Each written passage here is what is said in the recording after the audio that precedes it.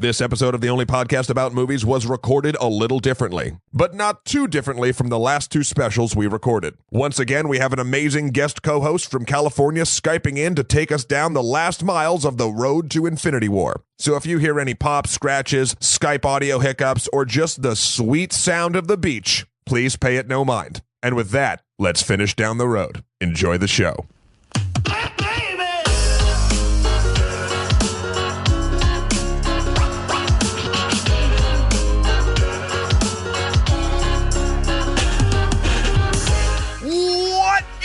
Internet, I could do this all day. My name is Matthew Kroll. And the Krabby Puppy is so cute, it makes me want to die. I'm Shalyah Evans. And this is the only podcast about movies, specifically our Road to Infinity War 3-part special, Phase 3. Woo!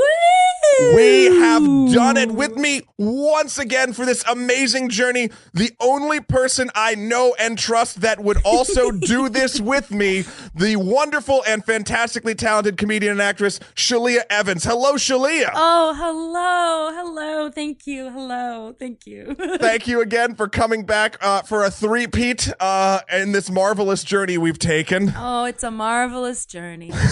It's a marvelous world after all. How are you holding up now that we have watched all 18 currently released Marvel films? Well, let's see. Let me first start by saying, Phase 1, I was a little like, okay, I'm getting the hang of this. Yep. Phase 2, I was getting a little overwhelmed. Mm-hmm. Phase 3, I'm sad that it's coming to an end. Yeah, it's This is my new way of life. How are we people now? I don't know what to do. Do I read? It's a quandary. We've based our lives for the last couple weeks around watching these films, mm-hmm. and now there's nothing there. But I will say this, and this is coming from someone who, I mean, as I think you've gathered, is a huge fan of all things Marvel Cinematic Universe. Yes. I'm equating this experience, and it started hitting me around the last 3 or 4 films that I had to watch in order to complete this odd little experiment. That these movies are like an incredibly good, rich meal, and that I eat and I'm enjoying, and I'm like, oh, this is so good, this is so good, this is so good, this is so good.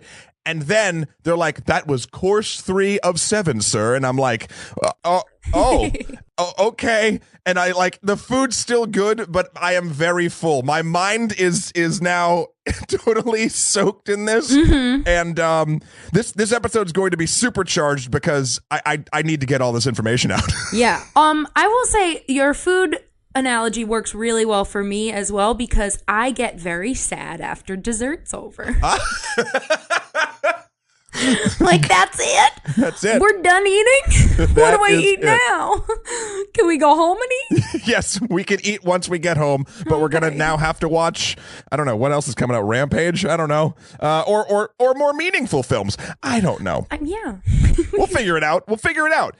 We have a couple emails this week, dear listeners, from you, so thank you so much for writing us in at onlymoviepodcast@gmail.com. Good job using those fingers. Yeah, they used them. They clickety-clacked all over the boards, and or their smart devices. I don't know how the kids do it. And but instead of reading them up top like we've been doing, I want to sort of equate them into the films that they are about. Love it. So we're going to go with it in that sort of we're just going to rock it like that. Great. Without further ado, no more do's. Would you like to announce the first film that we will be discussing today, Shalyah? Number 1 of Phase 3 is Captain America: Civil War. Yes. Dun dun dun. Directed by the Russo brothers, Anthony and Joe, yet again. Hey guys. Yeah, hi guys. How are you? Way to keep getting jobs. I know you're listening. Yeah, way to keep collecting that paycheck. Good job. Shalyah, did you see this film before this assignment? Did you see this film in the theaters when it came out? Yes, I saw it in the theaters, and I have watched it since. Between the theaters and this. Okay. So this is a many times viewing for me. Understood. What were your thoughts initially when you saw it as part of this thing, and then now when being so engrossed and having watched them in order, did your opinion change, or is it the same? Well, my number 1 opinion is actually summed up in a line that Natasha Romanoff gives. Okay. Which is, that Tony, he can't let go of his ego for one goddamn second.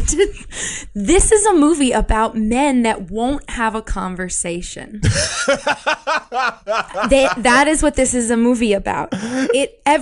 Everything that happens could be solved by just continuing to talk instead of being like, I'm gonna punch you. Like, and that, I still have fun watching it, but oh my God, everything that happens in this movie could be fixed if they just stopped fighting and talked to each other, because they're friends.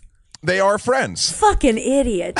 It just makes me that was my initial reaction to it, was I was like, I'm exhausted by men. Like, okay. that was my first reaction. Okay. Second time around, I stood by it. Now I'm standing by it. I'm exhausted by men watching this. I still enjoy it. Right. But oh my God, not like, you know how there are movies that came out like 90s and before that if you add a cell phone, the plot doesn't work? Sure. If you add an intelligent conversation between friends to this movie, the whole movie falls apart. Because they'll even start talking and then they give up and are like, I'm too angry to talk anymore. Like, normal people don't get to do that. I agree with what you're saying for the most part. I do. But this was the film I was actually the most excited to talk to you about. Ooh, because okay. if listeners will remember from our last Phase 2 episode special that we did, we sort of hinted at each other that we would probably have differing opinions on this film and perhaps start our own civil war. Yeah. I agree with the men not talking trope. In fact, it's rampant across all media, especially like the cell phone analogy you've said. It's very much akin to that. I also blame, and this is more people, not just men, but the series Lost. Everything in Lost could have been solved with the conversation, but too many people kept too many secrets. That's more secrets than having a discussion than this film. I mean, as we go through this step by step, I'll tell you the different times that Steve and Tony could have had a fucking conversation. Yeah, I would love that. They have so many opportunities to stop being assholes, and they don't take them. Even when Black Widow's standing right there saying, you can't put your ego away for one goddamn second. She even says, goddamn. She does. She's serious. And it's complicated because this is the most sort of, I feel like to this point, for me, the film that has the most inter-character emotional weight to it. There are two characters who are are not talking but have such no pun intended stark differences in ideology that it comes to blows. Now in the comic book world, writers are always trying to figure out sort of clever ways of making the heroes fight each other before they fight because it's like an easier sort of like palate cleanser type thing before they realize they're working for the same thing and whatever. Okay. And in the comic book Civil War, which this is very loosely based off of, the Ultron Sokovia thing didn't happen, and instead of the Sokovia Accords about sort of having the UN govern superheroes. It's a little bit more silly. Basically, due to an accident starring, and I kid you not, a reality show with young superheroes. They are trying to catch supervillains in Stamford, Connecticut, and an explosion actually goes off, killing 400 people, including a elementary school. Oh, yeah, what? super dark. Weird. Then the government steps in and says, we need to do this Superhuman Registration Act. And that means that all of you superheroes can still be superheroes, but you have to be government employees and you have to put your identities in a database. Now, wait, can I ask a question? Sure. No, because this is something that comes up in my brain quite a lot, which is that the X-Men are Marvel. Yes. But is the difference between, in this universe, someone that counts as a superhero and someone that's a mutant, just whether they were born that way? Interesting question, Shalyah. I'm happy you brought that up. Here is how it goes. Thank you. So from in the comic books and in the Civil War sort of thing, the mutants have always been persecuted by the government. And that is obviously coming from the analogy of like fear of the other that the X-Men have sort of been based off of the entirety of their time. Yeah. It gets real dicey in this point because at this time, I believe in the Civil War era in the Marvel comic book universe, I don't know if you remember Emma Frost, who was played by January Jones. Thank you so much, January Jones. So the White Queen is now in charge of the X-Men during the time in the comic books is going on, and she's like a good guy now. Okay. Tony goes to her first, and it's like, we need your help in this. Like, the X-Men have always sort of tried to be helpful with the government and blah blah blah blah. So they do interact in the comic books. Yeah. Okay. But she says, look, yeah, we've interacted with the government, and look what it's gotten us. And literally, you see those giant sentinels that like hunt the X-Men, like looming over the mansion, like just like basically they're in a surveillance state 24/7. Shit. So the X-Men in the comic books just are like, nope, not doing it. And that gets real complicated because also at the time, Wolverine is both an X-Men and an Avenger. It's weird. Oh. But jumping back into the MCU, I just had to know. Of course. The much cleaner version of this, and I like that they've sort of updated it for the times, is Tony Stark, his whole thing is, first he was, I mean, you look at Iron Man 2, he's the cocky, like, you don't have to worry about anything because I got this covered. I've privatized world peace and like all this shit. Now, especially after he's had a series of very public fuck-ups. Yes. He had Iron Man 3, the whole debacle with his suits and almost getting the president killed. Just the film. yeah, because he called out a terrorist. Then he has Ultron, which is his fault. Absolutely. Yeah. I don't understand how the world is so mad at all the other Avengers. Be mad at Tony, and that's his fault. He did that. Yeah, I think the reason why the world in this universe isn't mad at him is because he's one of the ones that's supporting the Accords. He's the one that's actually being like, you know what? We can't just drop a city and then walk away. There needs to be accountability. He's the one that needs those checks more than anybody else. The rest of them, I'm fine, but he's a problem. Well, there's guy just doesn't listen. And this is where I will start to agree, I think, more and more with your two men just not talking to each other analogy, because and then they we bring look in at all the other men they know, and none of them talk. The Cap's position in this, and I like that it's also a transition, because before in number one he was more like, oh, I'm, whatever America wants, America gets for me. Then the second one he starts questioning what that actually means, and then this one he's more attuned to his own personal ideology on what is right and wrong. Now, that's all good on paper, but at the same time, and I kind of want to ask you at the end of this whose side you actually fell on if you had to pick a side. Ooh, I've been thinking about this. So, yes. We'll get to that at the end of when we're done with this one. But if you think about it, Cap's position is more authoritarian, I think, and I might be butchering that as far as it is, but it's more, he believes that he knows best, or his moral compass is the one guiding light that should be sort of followed, and or him and his friends.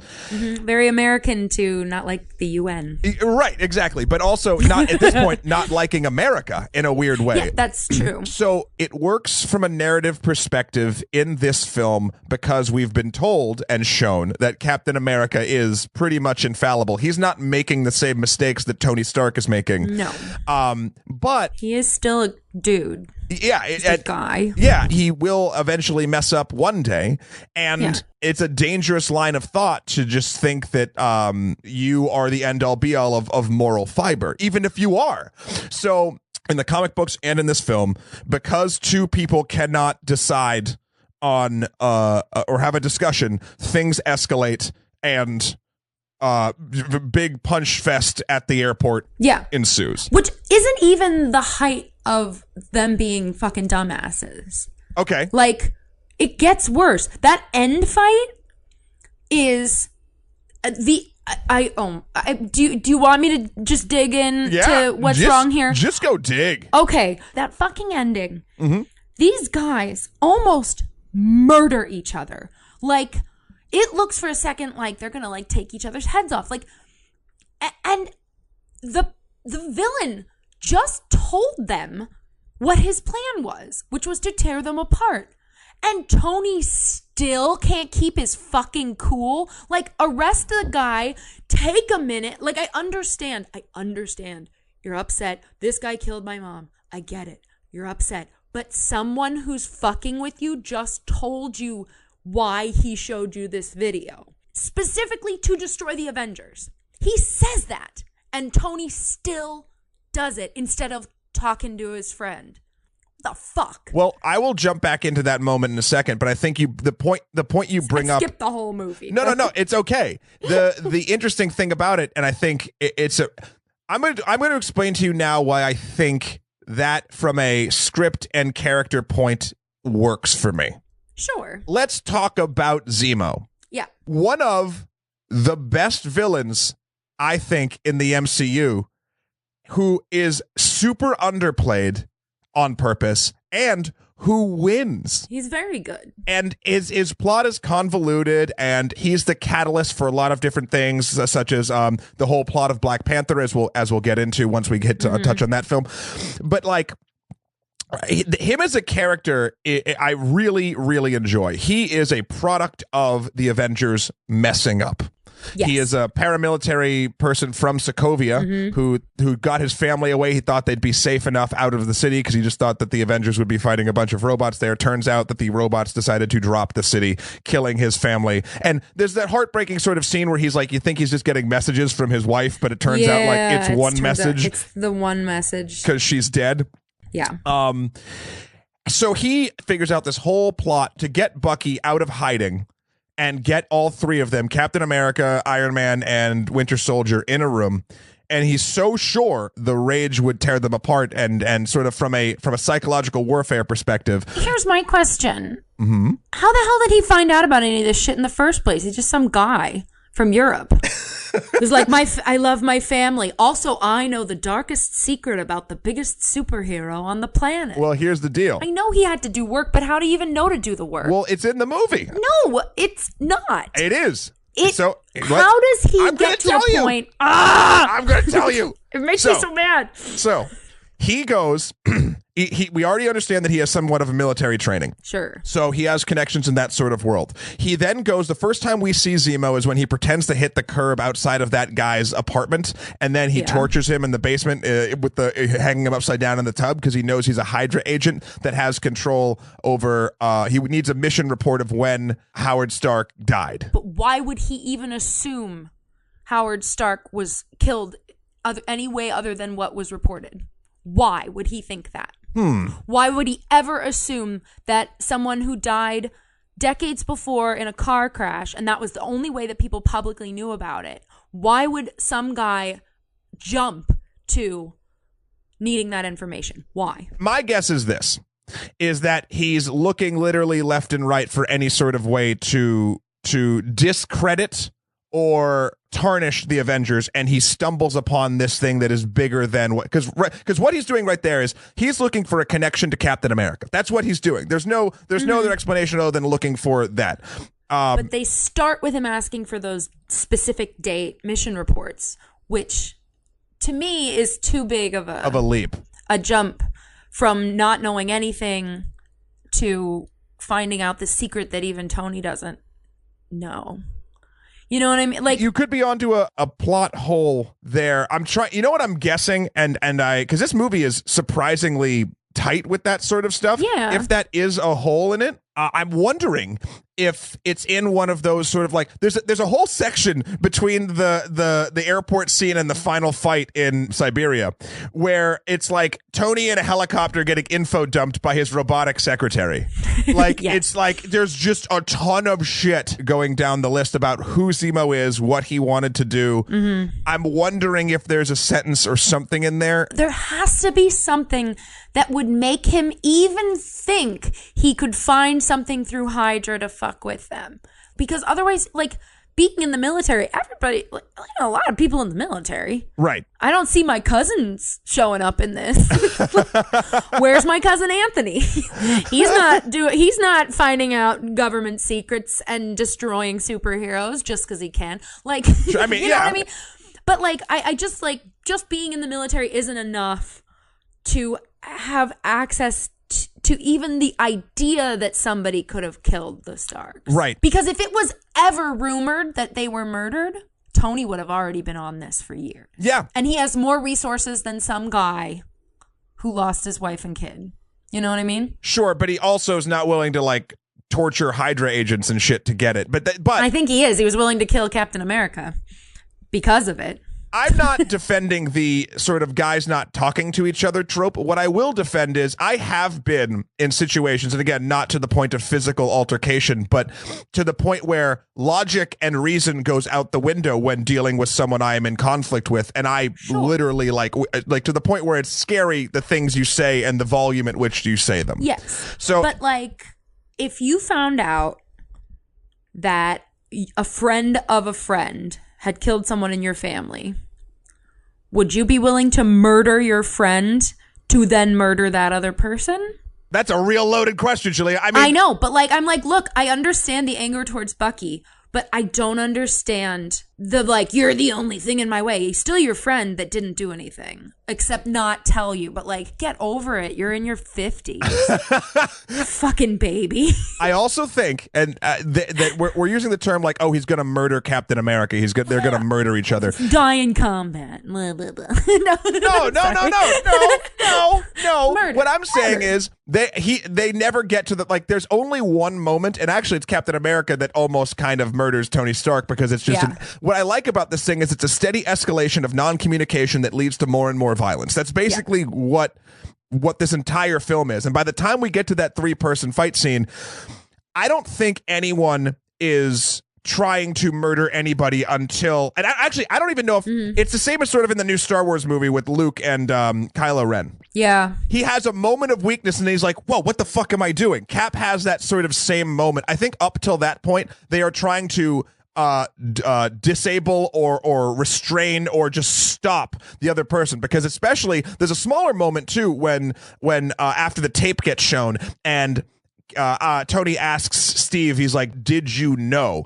And he said yes. And now, so it's like these two friends, Iron Man and Captain America, that, I mean, if you look at the friendships, Steve and Bucky are stronger than Steve and Tony. I mean, obviously. For sure. So then to have that sort of betrayal, I get the escalation of emotions. Is it logical? Does it make sense in a, hey, let's sit down and figure out what this is? No. Does it feel real and feel sort of more important and weighty than a lot of these superhero fights do?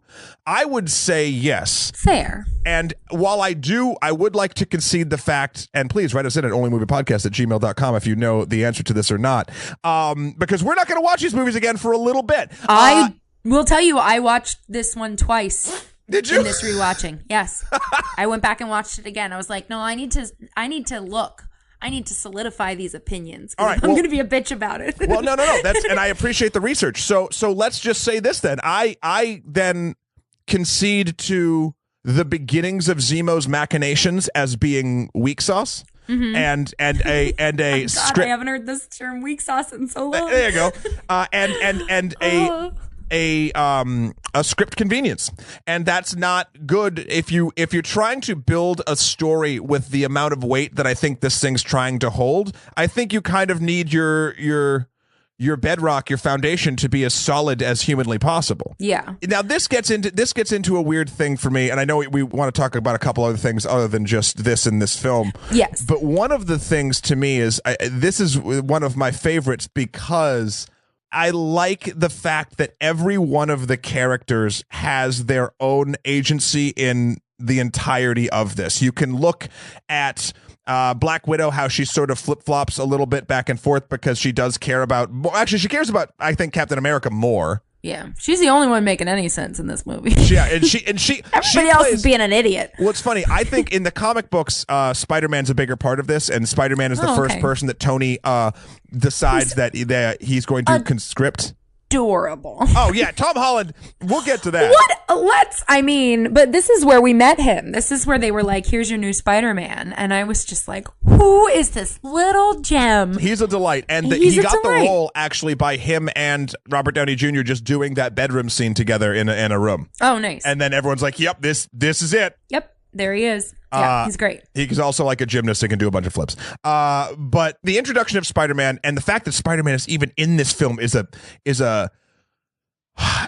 weird little corporate blessing that I never thought we'd have, because Sony still owns Spider-Man. Mm-hmm. And then when Sony's last two Spider-Man films that they were literally just making to hold on to the license from when Marvel was hurting and sold them the license, and we got the Tobey Maguire movies out of it, so that's good. That's like the joke in the newest season of Arrested Development, that they had to keep the Fantastic Four, so they just made a shitty spin-off. That's literally what Sony did, and it's actually in some of those. Remember those leaked Sony emails from a while ago? Oh, It's in there. So, damn. And the Andrew Garfield, while he's of okay Spider-Man, those films are hot garbage. I didn't see them. Oh, don't. Please don't. Just don't. No. I was fine with Tobey Maguire, and I'm fine with Tom Holland. Tobey Maguire, the first 2 films are great, and the third one is problematic at best. Oh, let's not even. So Spider-Man being introduced here, I was so happy that it happened because in the comics he was a huge part of it. In fact, when it was more about like revealing secret identities, when it was in the comics, because no one in the actual MCU really has a secret identity other than Peter Parker. I guess it makes sense though. He's a kid. Yeah. No, it makes total sense. It would fuck up his life more than others. Yeah, I'm glad that they don't have a lot of secret identity shit because I think that gets boring and trite a lot of the times. Mm-hmm. So in this particular case, the comics, Tony conscripts Peter and has him do this press conference and reveals in like Times Square that Peter Parker is Spider-Man. And then bad things start happening to Peter where I think, the Kingpin assigns someone and someone tries to assassinate Aunt May and almost does it. And then like Tony's not protecting his family correctly. And then he realizes that Tony's being way more authoritarian. So he like switches sides and has to go on the run. Anyway, I think Black Widow fills that role here because she's on one side of things. And then she, like an adult, realizes, wait, I might not be correct. And then sort of jumps onto the other one. So I like that she fits that role. Spider-Man is literally just here again because it's awesome, but also because Sony wants to get in on a little bit of that MCU money, and we'll talk about that a little bit later. I love the Scarlet Witch plot. When she first shows up, I was like, okay, whatever. And I was also, which brings back to that question I asked you about the X-Men, was like, what differentiates her from like she seems like a mutant, but they did it to her. So then I guess it doesn't, like the twins seem like more like X-Men than Avengers. It's interesting because they are mutants in the comics. Yeah, makes sense. I mean, because what they're doing is mutant stuff. But anyway, so I was like fine with her at first and just like I wasn't like in love, but I wasn't, she was just there. But then when she gets to actually fight in the airport scene, I was like, oh shit, she's the one I want to be. Like, her powers are the best powers. Right. And she gets to fight by just like gesturing. Like, I'm like, ooh, I want to fight by gesturing. And she's so powerful. So I love the development that Scarlet Witch gets in this because it made her like a vital character to me where I before was indifferent. Something that really made me like her arc of sort of, how the Avengers would have to treat her in the sense of like, keeping her locked up in the really nice prison in Avengers, in the Avengers facility is it's funny. They're stopping Crossbones, that one of the villains, Rumlow from Winter Soldier. In Lagos, I think, and then Crossbones decides to try to blow up Captain America. Scarlet Witch grabs the explosion and Crossbones and throws him up in the air to try to get him away from people, but it blows out the side of a building. Yeah. Which people were going to get blown up either way, so I don't know why people are so mad at her. But people don't think logically about this sort of shit. It doesn't it's literally like anybody who comes into your backyard and starts making explosions, whether it's like killing 10 people or 100, like it's the number doesn't matter. It's like you shouldn't be making explosions in our yard. But she didn't make the explosion. That's all. I mean, I understand that they're mad about the world policing thing is what it is. They're mad about crossing borders with no consequences and doing whatever the fuck they want. That's what they're mad about. I get it. I like that she goes from sort of being okay with it to then kind of in one thing when you're first introduced to Hawkeye and it's the Hawkeye Vision fight, which is hilarious. Oh, that's great. Yeah. That she decides to then leave and go onto Cap's side.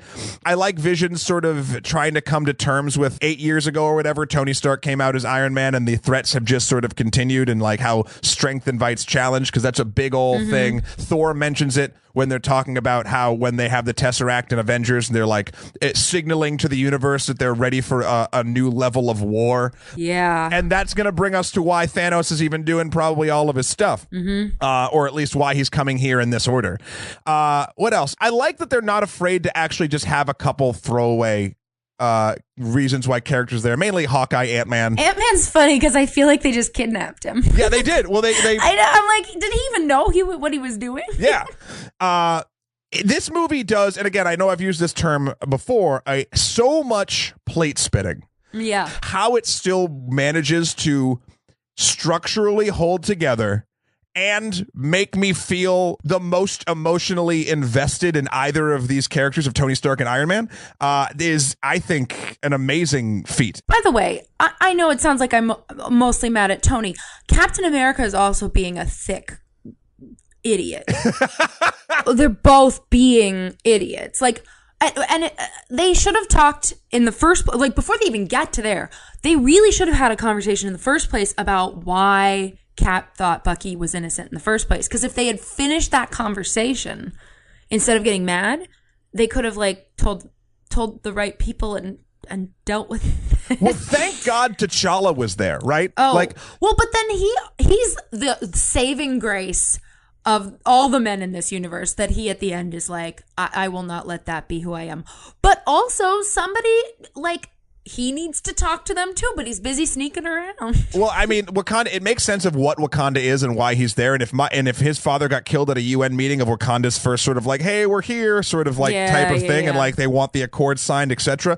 I love how T'Challa just does whatever the fuck he wants, and it seems to be working out for the benefit of everybody. So in the beginning, he's hunting Bucky, right? Yeah. He's hunting Bucky, and he tries to kill Bucky for killing his father because Zemo made that sort of look like that would happen. Also, wait, I don't know what the point of the Bucky mask was for Zemo, because he already looks so much like Bucky. He could have just put a wig on. I mean, I'm sure it was he just looks so much, that actor looks so similar to Sebastian Stan that when I first saw it, I was like, why would they cast someone that looks so much like him and then say he wore a mask? Interesting. I don't know. Anyway, that's a distraction for me, is I'm like, you could easily think that was him if he just put like an arm on and long hair. Well, that was a side note, but it bothers me and I had to say I've never noticed. I'm going to have to look at pictures of them again because I've never noticed that. They are similar looking. But when he does that, he then basically once the government gets a hold of the Winter Soldier, T'Challa's going along with it, playing ball. Yeah. And then he wants to take him back, obviously, to Wakanda for some justice. And then once he gets broken out by the Red Ledger or whatever, all the words being read by Zemo, he kind of falls back to the wayside and kind of helps Iron Man only because Bucky is on Cap's side. Yeah. And I like that, like, there's a part, I forget, it might have been between Hawkeye and Black Panther, because they all, at the airport scene, they all get a fight. So we haven't met. Yeah. He's like, I don't care. Like, he's just like, yeah, okay. He's not here to be part of it. No. He's doing his own thing, and all these idiots keep showing up. And then in the third act, he literally does what a good, sneaky, superhero should do, and finds out what's actually going on, sees Zemo's trying to get away, hears Zemo's confession, and then goes in, gets him. Also doesn't kill him. I've watched rage consume these two men. I'm not going to let it consume me. T'Challa. That, Shalyah, is why I think I like the rage and the sort of stupidity that Tony and Steve have in this film. I think because of what it leads to. The Avengers are ripped apart, yes, but the person who did it is brought to justice and done so justly and in an adult and fair manner. And I think if T'Challa and that whole plot didn't happen and like Zemo just got away and like ha, that's when I would really fall into the problems, I think, that you've described. Yeah. Because then the film itself would be problematic, where I think the actions of a lot of the main characters are problematic. I think it's to further the story. My complaint is more that men are problematic. But I mean, T'Challa isn't in this case. T'Challa he's the one that is not. Okay, white guys are the problem. Sure. In this particular film, 100%. They're the problem. There's no question about that. One thing. Oh, sorry. Did you have something else there? We can't just talk about this movie. No. We do need to move on. I've got some other issues. But Do you want to speed round issues and move on? Peggy's niece. Yeah, Sharon, Agent 13 is not given enough. If you're going to write Cap a love interest, don't make it the niece of the woman he loved. That's a real creepy leftover from the comics, sadly. Oh, Barfzilla. Disgusting. Creepy old man. fucking creepy old man and some boring girl. Peggy's death actually in this movie and the funeral and like when Steve hears about it on the phone right after meeting with General Ross and all that stuff, like that actually still gets me a little bit in the feels. Like I always am like, fuck, that's super heavy. And then when Sharon's eulogy comes up, many people have said it sounds like she's just eulogizing straight to Steve. Yes. And that is a script problem. She is not given enough to do. I think I give it a bit of a pass because in the comics, again, this is not an excuse for a film. Films need to stand on their own. I think why I don't think about it in that vein is that I have the weird sort of backstory in my head for Sharon, Agent 13. And that's something that if they wanted to include her rather than just having a thing of people like me being like, oh, there's Agent 13, they should have actually developed her more. Or if you're going to keep the creepy time traveling, loving the niece of a thing or whatever, you need to discuss that more. Yeah. So it is problematic. The other thing, oh no, I just have one more good thing in my notes. I'm sorry. Oh, great. No, that's okay. Good thing. Go. The last thing is Rhodey. Yes. Oh. And it's not good that he gets injured. The good thing is sort of twofold. One, Vision is not infallible. Another Tony mistake. Two, well, actually kind of another Avengers mistake, really. And two, Rhodes getting so irreparably damaged shows that this is the first time really in this universe that a main character has legitimate consequences. Yeah, absolutely. That was my last thing on this one because we do have to move on. We do have to move on. Can I ask a question? Sure. Why? I understand that Captain America is the lead in this, but to me, this feels like an Avengers movie that they snuck in as a Captain America movie. I think because they had so many stories on the docket that they wanted to tell, they were there was talks of making this a two-parter, one from Steve's perspective and one from Tony's perspective. Oh, shit. But then I think this comes down to a producerial and scheduling. A disappearance of Eleanor Rigby, if you will. Yeah, yes. I think that's sort of why that played out, why it was a Captain America film, because rather than make another Avengers film, they want to end their phases with Avengers films. So this is like an Avengers 2.5 in a weird way. Yeah. And also, before we move on, Shalyah. Whose side am I on? Yes. I think even though I want to punch Tony in the face, I'm on the side of the Accords. So I'm not on Tony's side. I feel like I'm on Black Widow's side. She's the only point of view that I agree with, where it's like she understands the need for the Accords, but she also is like not going to fuck up people's lives over smaller, like she's willing to not totally follow the rules. Right. There can't just be people that decide what they want for everyone. Yeah. With no consequences. That's how I feel. Whose side are you on? I think I am too on Tony's, or to the point of a little bit of Black Widow's side, or more of the Accords, because I think as we're sort of seeing even in our day-to-day real-world lives, sometimes maybe you just shouldn't put one person who thinks they know the best thing, let them do all the stuff they want to do. Well, because here's the thing. And I've mentioned this before. If you know any World War II vets, you don't want to let them be in charge of anything. Like, my grandpa's pretty progressive, but he's still, like, racist as shit. Wouldn't vote because he was like, well, I can't vote for Hillary because she's a woman. And I don't like Donald Trump, so I just won't vote. That's how much he doesn't want women in charge. So, like, I don't trust Captain America. Just for being an old, like, Long Island World War II vet. Hey, he's from Brooklyn. All right. But before we leave this, I will say I was doing a little side research while we were talking. Great. I've been scratching my dog's butt, so same thing. That's a different kind of research. Same thing. There is a thing on a forum that I'm reading about Zemo's plan because a lot of people have a problem with it. Oh, okay, good. And it says here that there's multiple times when in Zemo's sort of, and I will say this straight up, sort of forgettable monologues, he talks about how he studied them for for years and then came to know them intimately. Yes. And then when Black Widow dumped all of the S.H.I.E.L.D. and Hydra secrets onto the internet at the end of Captain America: The Winter Soldier, he had the knowledge he needed to get his revenge. So, I mean, it kind of explains it, but it's also still kind of throwaway. I don't know. I could go either way. Okay. But I just wanted to make sure that we didn't leave listeners hanging with that. Great. And I would say, the lesson, we have so much crap to do with these movies. Oh my God. The lesson in this film, I think, is our heroes are fallible and consequences are real. Yeah, I agree. Absolutely. I think that's what it is. Yeah, that these guys aren't perfect. Let's move on to a lighter fare. A sorbet? Doctor Strange. Oh.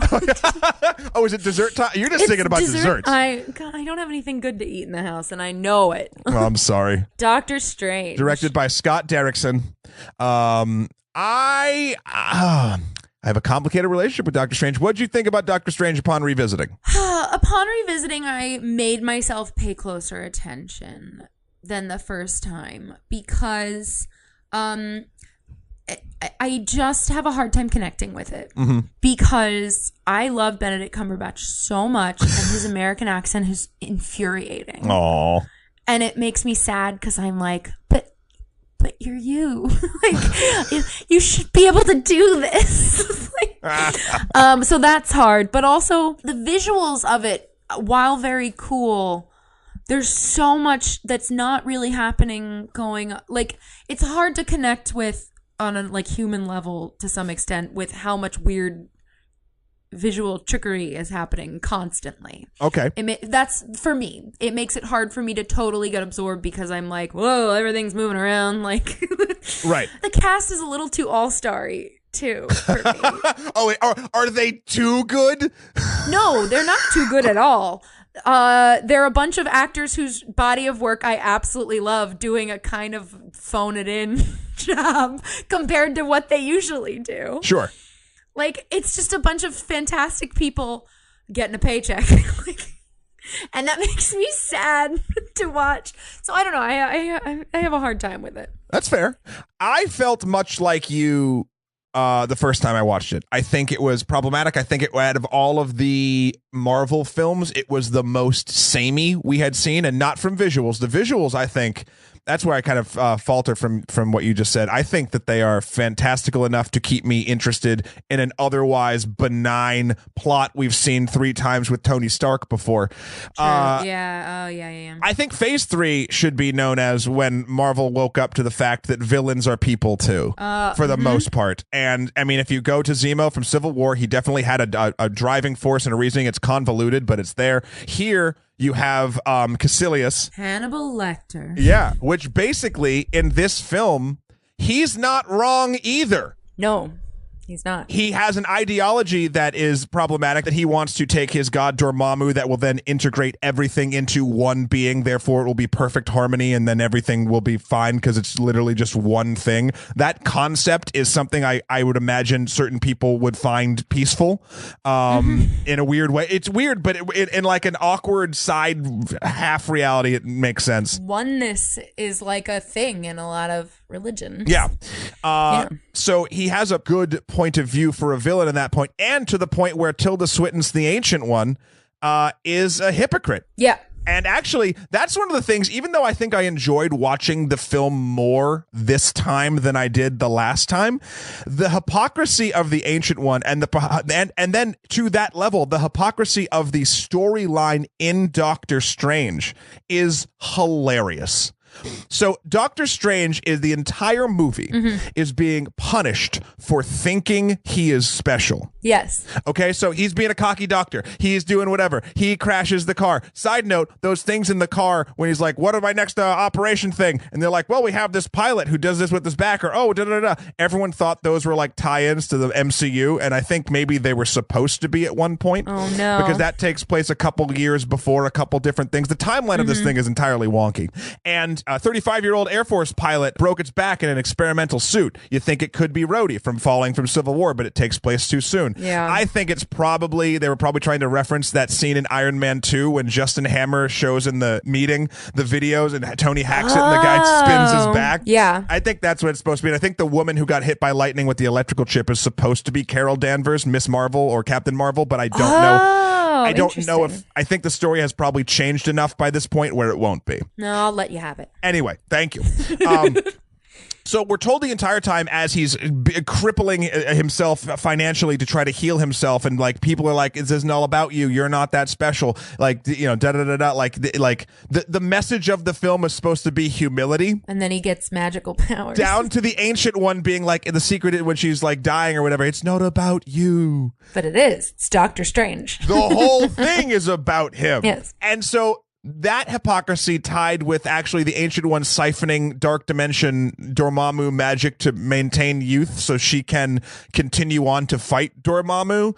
I mean, there's a whole weird thing about that. It's just, this is a movie of hypocrisy. Now, there is a sort of philosophical way of thinking where that is fine. Like, the greater good is all that matters, but then it comes into, well, whose greater good is what, and blah, blah, blah, blah, blah. I just think this movie's moral center is the most skewed and not clear because it keeps contradicting itself. And not in a way that's like Civil War does, where, like, there's two ideologies that are batting back and forth that you can sort of see. Yeah. In fact, the only thing that I can really see, weirdly enough, and this might say a little bit more about my psyche, is I can, even though I don't like the idea, but out of all the ideas presented, Caecilius probably, if Dormammu wasn't a totally evil thing, could be the best option. Right?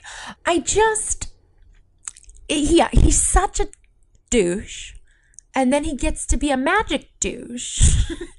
And it's hard to then be like, oh, what a he's so selfless. Like, no, he's not really. He's trying to prove that he can win. He does have a big, cool, selfless act at the end with sort of locking himself in with Dormammu, which, side note, I feel like I just shat on this movie real hard. I think... That's fine. I think that from a script writing perspective, the end is super clever.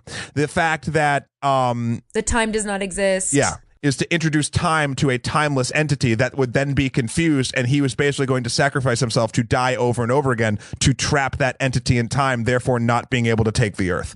Yes. It didn't end with a punch fest. It ended with Dormammu, I've come to bargain. Yeah. That's a Doctor Strange move from the comics that I want to see. That's clever. Okay. And it's not just a dude punching his way out of a problem, which is in a rare form in these films. It is.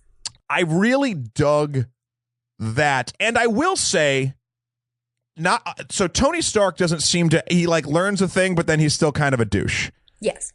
I don't think at the end of this movie, Stephen Strange isn't a douche anymore. Okay. Yeah. By the end, fair. That doesn't take away from the fact that the movie is telling him that the lesson is that you're not special. By the way, you're super special. Yeah. He does have the character growth in that regard. I have a couple questions. Okay. One, where are all the Avengers while all this shit is going on? Answer: when Wong shows him the Eye of Agamotto, when they're talking about the Hong Kong, the London, and the New York sanctums that keep the planet safe, he says, while the Avengers protect the world from physical threats, we protect the world from magical ones. Yes. So they don't, in the comics, it's a little more clear, like they don't want the Avengers or outside people other than people that know that magic exists to keep using magic. Like they just, because it's going to, what would Tony Stark do with magic? Like, true. So they just like don't involve. No, they again, it's another one, like they're almost like Wakanda in that way, where they're like, we just need to keep it as simple as possible. Okay, so it's not even that there's like an agreement or something. It's just that they don't tell them about it. Right. At this point in the story, yes. That makes sense. Another question: is the address of the is it Sanctum Sanctorum? Yes, yeah. Is the address, is that the real address from the comics? Yes. Is Doctor Strange supposed to be like Sherlock Holmes, but an American version? I think probably a little bit. And is that why Benedict Cumberbatch was cast in this? Is because casting directors are like, They just need proof from something else all the time. Maybe. Well, 100% I will agree with that as being a major problem. Because the way he speaks doesn't justify Yeah, I know. an American accent. I don't know the actual written origins of Doctor Strange, but I can see the similarities to a Sherlock Holmes. He is a reclusive, mysterious man who lives in a city on a very specific small street. Yeah, it's like... And the numbers, it's like... 177A. Yeah, 177A Bleecker Street. I was like, very close to 221B Baker Street. Look, I gotta say, comic book writers, especially in the 60s, 70s, when it's just drugs, they were ripping everything off from everybody. Well, also, Sherlock Holmes is like almost like... It's such a classic in our culture that like it's almost like being like, oh yeah, they referenced like Greek mythology. Yeah. Like it's that, like Sherlock Holmes is that level of a reference. But I also was like, oh, that's why they cast him.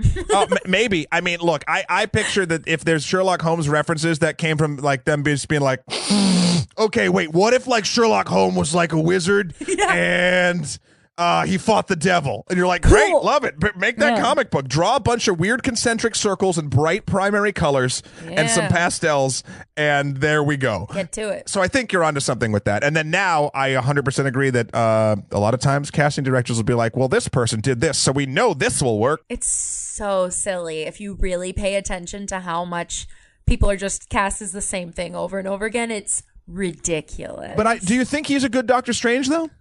I don't know enough about Doctor Strange to have an opinion about whether he's a good Doctor Strange. I think he is. I've read enough of the books to sort of get an idea of who Stephen Strange is. I think what you've stumbled upon, though, is I think the similarities between him and Sherlock Holmes are from earlier than when the casting directors, like, for instance, I don't think the current day casting directors are like, Stephen Strange is basically like Sherlock Holmes. I don't think they did that. I think that they saw the same similarities that you did, but it's kind of a bit more under the surface, sort of subconsciously level, and we're like, oh, Benedict Cumberbatch would be great for that. Like, that's what I think it felt. I'm surprised that he did this movie.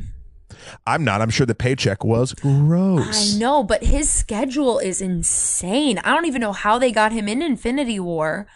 Because, you know, they definitely filmed those, like, after scenes with Thor, at the same time that they filmed all of his scenes for Thor Ragnarok. Oh, yeah. Shoved that shit in. Like, there's no way he was there for, that was one shoot.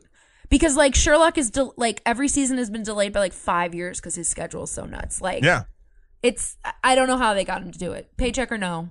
Because he's not hard up for cash. No, I think, to be honest, I would want to, if I was an actor, be involved in this. I could see why one wouldn't want to be, but like it's some of the most consistent paycheck work you'll get that hopefully then you can, outside of us, like a real long going series. I mean, Sherlock is that too, but like, look, he's not Olivia Benson.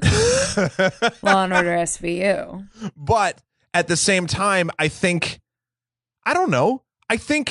you want to be a cool ass wizard who lives in New York City and fights like the devil. Like that's pretty cool. And in a property that has proven that they can make that not stupid. Yeah. Look, it's hard for me as a Sherlock fan that the two leads from Sherlock have bad American accents because I love them so much.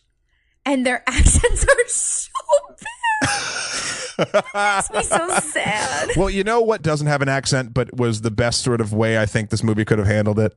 His cape. Oh. The cape of levitation. Does it talk usually?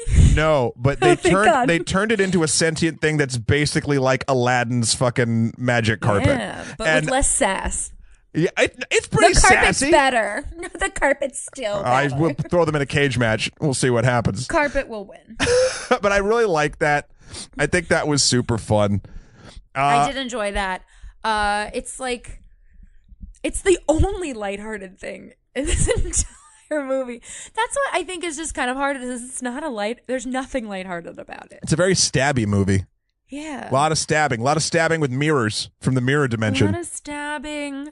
Oh, very serious actors. Yeah. I'm gonna butcher his name because I always do. Chiwetel Ejiofor, who played Mordo.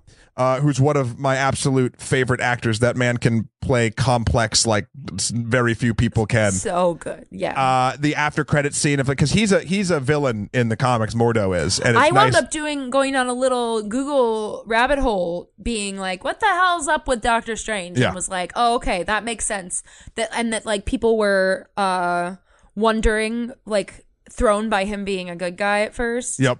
Which it was great. I think it's wonderful because there will be a Doctor Strange 2, and to have the dichotomy now, the actual clash that I find more interesting, the villain will be incorrect kind of in my eyes more so than I think almost any other villain will be, being like, look at all this hypocrisy, you idiots. You need to stop this. The check always comes due. Like that's going to be exciting for me, and I think there'll be more stuff for me to sink my teeth into in the second one. I mean, what's the lesson? I mean, I see these are lessons that I actually don't agree with, but I think this is what it's actually trying to kind of say, because it's the moral is kind of a snake eating its own tail sort of thing. It's basically sometimes you need to bend the rules for the greater good. But I think if that's what the film is trying to say, it fails because the entire time it tells you how bad bending the rules is. Yeah. So I think I don't know. What do you think? Do you have anything else? I agree with that. I think it undoes its own message within the movie, and so it's like, oh, I don't know what I walked away with because you contradicted yourself. Yeah. I think we just walk away with really cool visuals. The scene where he fights the astral plane with his body as he's getting operated on, I think is an amazing sort of cool that's scene. Sort of lighthearted. Yeah, right. And then I think the Dormammu the Dormammu solution at the very end, even though the Hong Kong thing with the backwards stuff is a marvel of that is CG. Cool. Yeah. I think. By the way, Dormammu is voiced also by Benedict Cumberbatch. I love him. See? Yeah. Right. Can I complain about something for a second? Please. Because she hasn't even come up. Rachel McAdams. Okay. Because they took a character. This feels to me a little bit like what we talked about last time with the teenage years thing, where they were like, look at the lady who's a doctor too. And they say one too many times that she's also a good doctor. Like they're trying to prove that she's a good doctor. Where I'm like, we can just assume. It's fine. Where I feel like they're like being woke, but they're not because they say it too many times. Fair. Where they're like, it like feels like them being like, I'm not a racist, but like they're like it. You know what I mean? Though, like it feels a little bit like they're like over justifying the idea that a woman could be a competent doctor. Okay, they throw in too many specifics where it's like she works with him. It's fine. We get it. Okay. Like, let her just be a doctor. You don't have to keep being like, well, I co-invented that with you. My name's on it, not your. Like, I'm like, I get, yeah, she's a doctor too. I didn't catch on to that, but again, I'm not coming at it from that perspective, so I could totally see how that would have flown over my head. Well, because I know that we're bringing up the ladies, and then I've been extra watching the ladies to have an opinion. And as you should. Here's my question about Christine Palmer overall. Well, that's her name? Yeah. My best friend from high school's name is Chris Palmer. Oh, well, close-ish. Yay. Other than the script failing the character there. Oh, I like her. How do you feel about her character and the use of her character in the film? I feel like she's very much a plot device for his growth, but she doesn't really have her own stuff going on. Rachel McAdams is charming and lovely, so you feel her personality is why that character is a character. Yeah, 100%. It's not written that way. I agree with that. She just is good at making you care about her character. God, this might be a more sad thing than a happy thing. But no. Like, at first, no, but it's good because we should talk about and think about these things. I liked the way they handled her outside of the fact that she is there just to move the hero along. Mm-hmm. She is used, though, to set up not like in a Pepper Potts sort of way, I feel like in some of the Iron Man films, but in a weird, like, this is how adults deal with or then don't deal with things. And when Doctor Strange is going through all of the surgeries and everything, she's trying to stand by him, and not even in a romantic sense, like they dated once and then like didn't because she couldn't take him. Yeah. The idea is that she watched him so long and then was like, you know what? You're being such a dick. Bye. And you see him in that empty apartment. He's literally lost his last friend and all of his money. I think that's a powerful, very adult moment. I also like that she saves his life in a very hard and technical way. Yes.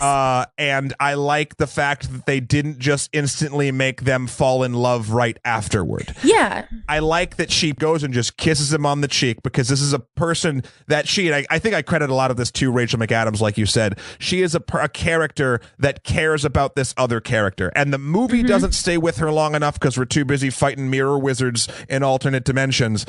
But the fact that Rachel McAdams does so much with the part of Christine Palmer, if it does take a village to raise a thing or create a film, she saves that character for me. Rachel McAdams does. Yeah, she fills that character and that part of the story out in a human way that in lesser hands would have been a nothing character. Yeah, agreed.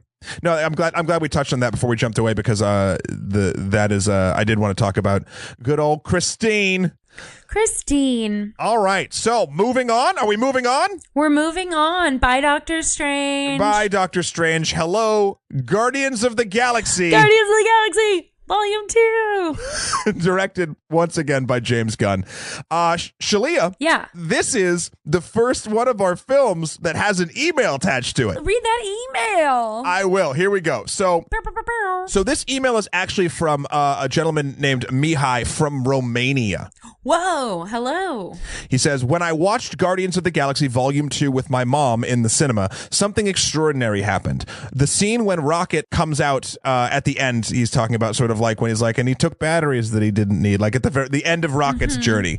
He says, it made my mom tear up, which I found interesting because she only does tear up at dramas. And she figured that we might be able to hold the answer as to why that would be in a silly comic book movie with an animated raccoon. Oh. Thank you, Mihai, once again for the, we touched on this very briefly on another episode, but I wanted to save the bulk of this for this one. I can tell you right now. Okay, do it. I've only seen my dad cry 3 times, and one of them was watching Homeward Bound, which is dogs with voiceover tracks, which is even sillier. Yeah.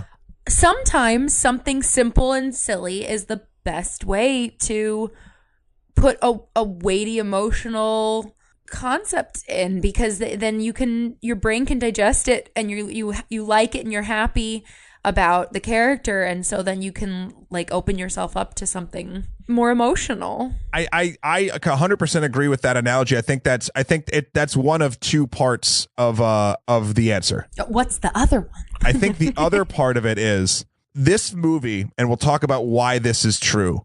Even though it's probably outside of Doctor Strange, the most weird and fantastical of all of these weird. of all of these films, it also is the most human and relatable on an emotional level out of all 18 films, in my opinion. I think the relationships displayed in this movie are so close to real life, even though they're all aliens doing them. I think this is a film that can shock you with how much you can relate to things. Rocket in particular is a damaged character, basically triggered when people make fun of him or accuse him. He goes into almost like a blind rage, basically because he's been abused his entire life. Yeah. And he's self-destructive. He's worried that people will leave him consistently. So what's the safest way to protect yourself from that? Well, be a dick so no one has a chance to leave you, because you'll never get close to anybody. Yeah. I know people like that. I feel like a ton of people know people that are self-destructive as a mode of self-preservation.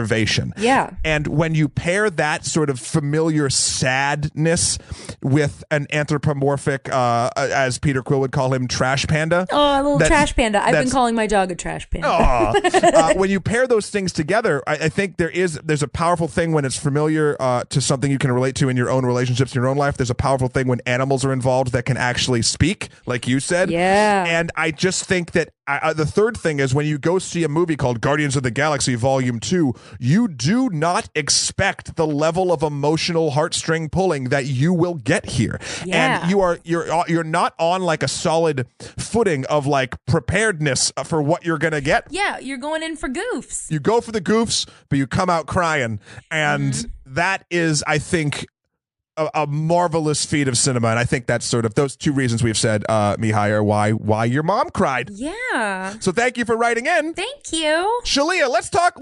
Talk to me about Guardians 2. Talk to me about your feelings. Guardians 2, I liked it better on the rewatch. Like, I didn't dislike it the first time. Mm-hmm. It felt goofier the first time around because the plot is a little more outlandish than the first one. The happenstances that go on in the plot, yes, 100%. But yeah, I mean, I saw it in theaters, so this was really only the second time that I've watched it, and it's it hit home more. I love Nebula being like, I just wanted a sister, because that is really fucked up. That like she had like what was done to her is unthinkable. Like she was turned into a science project because her sister kept winning. Yeah. Which is like such, I mean, I don't have sisters. I don't have any siblings, but I have people in my life with problems with their siblings. And like, it's such a like visceral comparison for what it's like to be competitive with siblings, to be like, when you win, I'm torn apart. Like that's some real shit. Yeah, it's not great. Yeah, it's fantastic. The interesting thing I find about the Nebula Gamora storyline is how it also ties in with every storyline in this entire movie. This entire film is about parenting and about abuse. Yeah, it is. And actually, I would ask you, Shalyah, and any listener who hasn't watched it, there's a beautiful video essay by Lindsay Ellis, a woman who does film critique on YouTube, about the complex feels of Guardians of the Galaxy Volume 2. It's one of the most insightful, cool half hour. It's a half hour long. It feels like 5 minutes. It's so good. So please, I will watch it. Everybody go check that out. But something that she states and that I completely agree with is every character is dealing with their issues with their parents, and a lot of them are abusive mentally or physically. We can go down the list. Peter is still dealing with the death of his mother and the fact that he did not basically touch her hand one last time before she died, and it's a complex thing for a child to be going through, etc. He now meets his father, who was never there, but also you have the complexities of an abusive surrogate father in the vein of Yondu, who literally beat him up and threatened to eat him his entire life. You have Gamora and Nebula, whose plight that you just laid out, Shalyah, is all based on their surrogate father, Thanos, abusing the shit out of them. You have Yondu himself, who himself is the product of abuse. Yeah. His parents selling him into slavery and having to fight and scrap and become the thing that he is today. Then you have the whole Guardians themselves parenting baby Groot. Yeah. And how all these broken people are coming together, and in the beginning, at least, it seems they are doing it well and correctly, but there's still some tension, obviously, under the surface between Rocket and everybody, Gamora and Peter and Rocket. Drax is there a little bit more for comic relief this time around, though he does have some incredibly poignant moments. He's very impressive. Yeah, right? His conversations that he has with Mantis, who I also really love. Yeah. Are so funny but so sad at the same time. They're heartfelt. It's a good movie. And again, ego abusing Mantis. I mean, she literally raises her as a pet. Yeah. Like that's a whole thing. And then, God, this movie works on so many levels. You want to talk about like toxic masculinity, right? Like in general in films like this. Drax in this film, not necessarily the last film, because his whole thing was like revenge for the death of his wife and daughter. Yeah.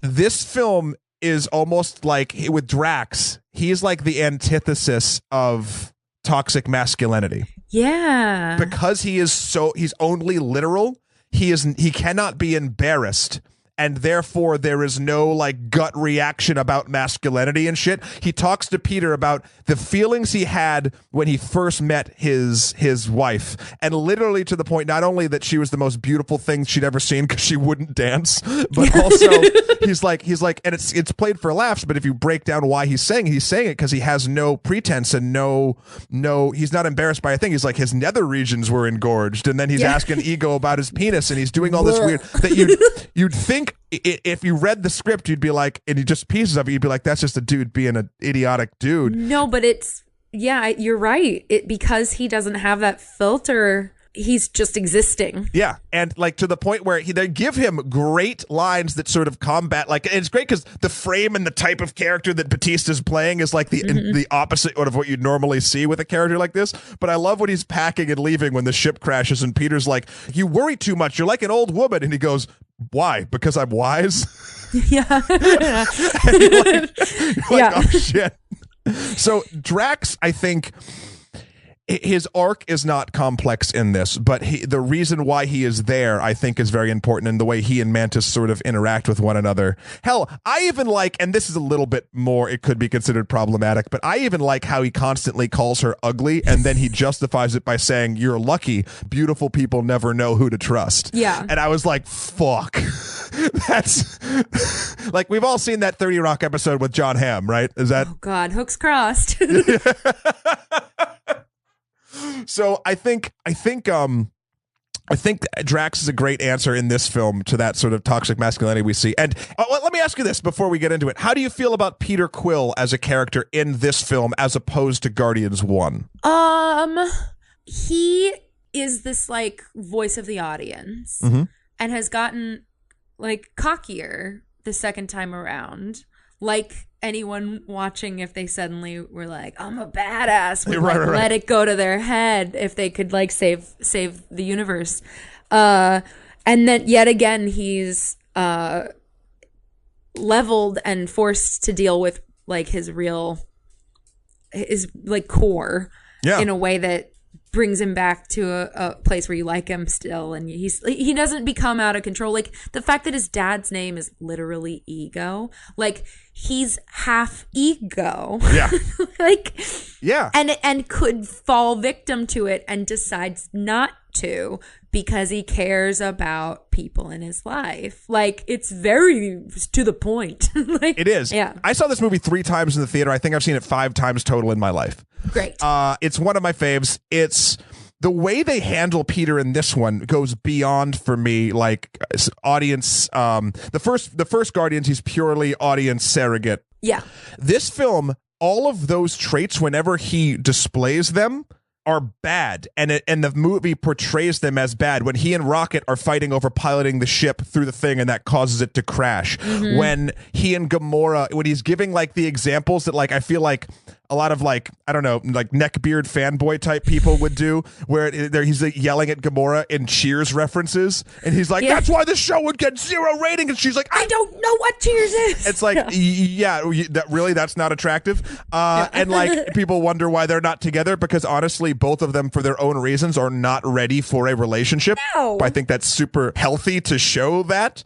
And even when he's dealing with, you see him get lost in Ego when Ego's making valid points until he mentions the mother. Yeah. Because he loves his mother, and even when he's under his thrall, I love the moment when Ego gives the full twist and talks about how he would not return to, or if he returned to a 4th time, he feared he'd never leave, so he had to kill her. That's why he put the tumor in her brain. Yeah. And Peter just snaps out of it and lights the motherfucker up. Yeah. Not that it does anything, but that's a pure emotional moment where Peter like knows it goes beyond just like the weird, like, I don't know, like what people think a manly man hero kind of does. Yeah. And also, Ego, I love Kurt Russell is one of my favorite actors. I love Kurt Russell. Escape from New York is the reason why I got into film and video. They had him de-aged too. They did another great de-aging. Fun fact about that de-aging, Shalyah. Kurt Russell has had the same makeup artist with him for, I think, 90% of his career. 95 to 100% of that was, I think, mostly color correction was done to get wrinkles out. Yeah. That's not CG. That is makeup on his face. They did a great job. He looks great. Yeah. So Ego, I think it's hilarious that, and it's true because this is what a god lowercase g would probably do, would be like, oh man, I fell in love with this thing, but I'm too important. I need to kill this thing so it doesn't distract me from how important I am. Jesus. This movie is a parable for my fucking life. How so? What are you talking about? I don't know. I feel like if you break it down, I've been dumped for what I'm doing is too important. You have to go. Oh God, you've dated planets? I've dated a lot of planets. Sucked into their gravitational pull of yuck. They're lowercase g gods. Yeah, I think, God, this film is so loaded. Yeah. That's why I think on a second viewing, I was like, holy shit, I like this even more. Like, because there's so much going on that, like, it sinks in more the more you watch it. And it's great. And also on a very silly, minor thing. But I love that they're like, here's a Zune so you can have endless music. Because then they're like, music, new soundtracks. It has this could hold 300 songs, and Peter's like, 300 songs? So silly. This soundtrack is better than the first soundtrack, in my opinion. You have Electric Light Orchestra, you have Sweet, you have Fleetwood Mac. Oh, Fleetwood Mac is so well used. I sang The Chain, or I was listening to The Chain over and over again. It's used brilliantly. I've been singing it all week. We're in the same boat. Yeah. The father and son, Cat Stevens. I know it's been Shahir, the regular co-host here at the only podcast about movies, gave that actually a lot of shit for the end of the movie because he says it's too overused. I don't care. I think it's perfect. No, I'm fine with it. It works great. God, there's so many good songs, even down to the actual the Guardians Inferno, the original song that they had David Hasselhoff do for the credits. Oh, that's so funny. It's so good. It's or great. As Gamora remembers him, Stardew Hasselfrau. Yeah. is how she calls him. Zardu Hasselfrau. But this is the other thing. I know I just brought up David Hasselhoff, and they play David Hasselhoff as a joke when he goes like, I tried to make the form that would suit you, and he turns into David Hasselhoff for a second. But that's because there's a whole through line about a story Peter told Gamora when he was drunk about him talking about his father, like lying to people, saying he was this guy who was David Hasselhoff, and still carrying a picture of him with him, and he still does. Yeah. I don't know. There's that's some sad orphan shit. Hashtag sad orphan shit. That's like Annie.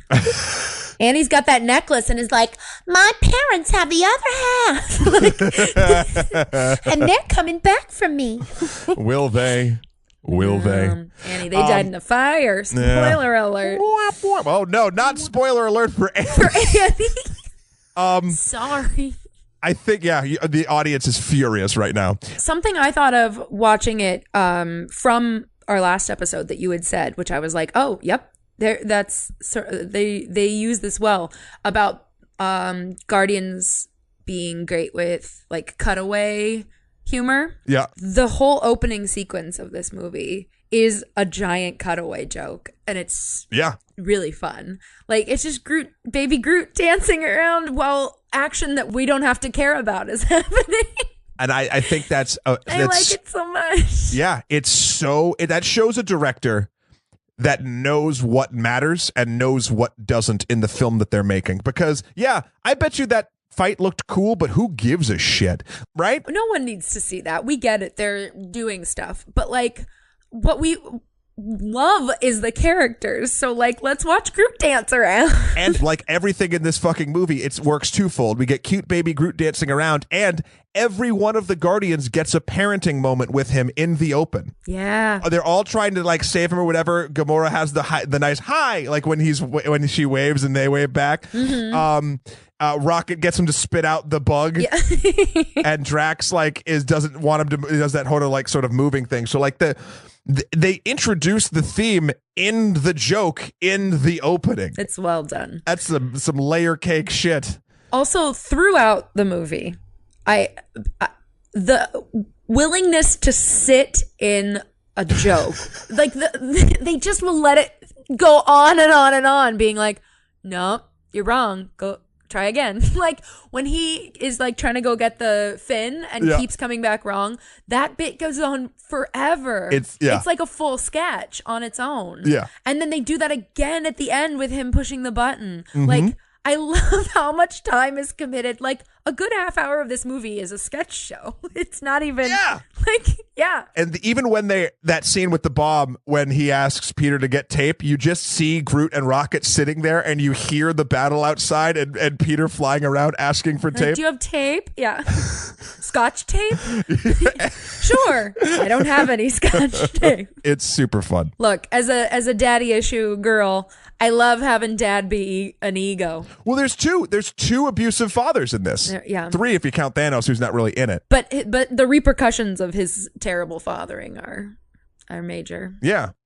And there's been some talk, I don't know if I subscribe to this either, but Yondu, his sacrifice, starting with Mary Poppins, y'all, but then ending with, he may have been your father, boy, but he ain't your daddy. Yeah. Yondu did keep Peter when he found out that he was delivering children for Ego to basically try to do something with and then eventually kill.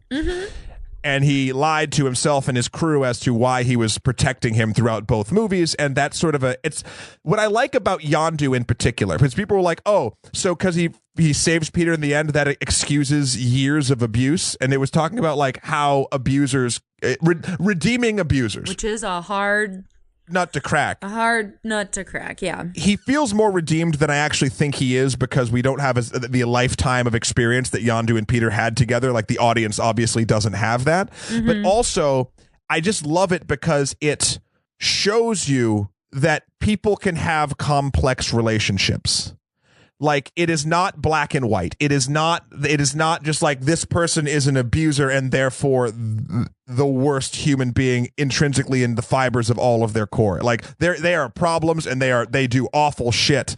But it's, I don't know. I think it's good to have characters that make you question even, can you redeem someone like that? And this movie does that. The funeral is super sad, even going back weirdly emotional. Yeah, because you're getting the catharsis of all characters involved. You're getting Rocket, you're getting Gamora and Nebula, you're getting Peter dealing with his father, his real father, Yondu, or his fake, I don't know, his emotionally true father, Yondu. Yeah. And then even you get what Yondu always wanted was sort of the Ravager funeral, his surrogate family from before. Yeah. Sakaar, played by Sly Stallone. Which should feel silly and somehow is like emotional. Everything about that should feel stupid. Yeah. Being like, he got the funeral. like that should be dumb. Yeah. But you're still like, oh, he got his funeral. It's so good. And his ashes formed a little arrow flying by. The fun fact about the Sly Stallone, about Sakaar, Peter Quill, Gamora, all of them in the comic books are not the original Guardians of the Galaxy. I Googled this. Yeah. So I know what you're going to say. Go ahead. Do you want to say it? Say it. No, that they're all of the people that get together after the funeral in the after credits are references to the original Guardians. Yep. Yeah, and Yondu was a member of the original Guardians as well. Only he was like a big he was a Kree guy with a giant mohawk and a literal bow and arrow. Was the mohawk not useful? It didn't do the things that it does. Yondu is the best like movie recreation of a comic book character, like to make it functional and fun, that I've seen in a long time. But I love that they gave that little wink to the old Guardians. I love that the talking robot head at that scene is voiced by Miley Cyrus. It's so weird. That's great. I love it. I feel like we've been heaping praise on this movie. Can we think of some stuff that we don't like about it? Stuff we don't. I can think of something if you want me to start. Go ahead, you start. I think there's one or two times when just 2 times where violence toward Mantis is just treated as a joke.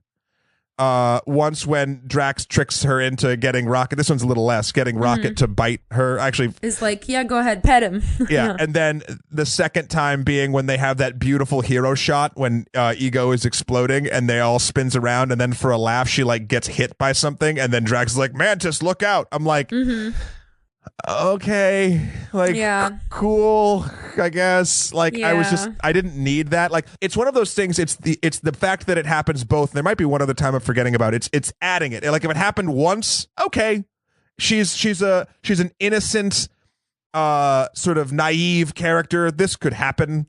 Yeah, but it feels mean. It feels mean. And mean to Rocket to use him in that. Yeah, you ain't wrong. That's adding to his problems. Yeah. That's the kind of shit that's made Rocket have intimacy issues. Yeah, that's actually very, very, very true. People pulling shit like that. The other thing, this is something that I don't particularly have a problem with in my film, but I can totally see people that do. And maybe it's too fantastical, so it doesn't matter. I think this film has the biggest on-screen body count as far as people dying than any Marvel movie. Because of all the people they put outside of the spaceship? The people they put outside the spaceship. Which is very troubling. I'm guessing Rocket killed a bunch of Ravengers when they stormed the thing in the woods. Oh, uh-huh. And then Yondu and Rocket literally just killing everybody on a ship. That arrow is a terrifying way to die. Yeah, that's a very consequenceless weapon. You don't even have to be present. Well, that's interesting though. Like Yondu doesn't even have to see it. No, he just has to think about where it should go. And then it kills people. I think that we're supposed to think it's okay, and I kind of do think it's okay at that point because all the people that Yondu was killing in that thing are bad.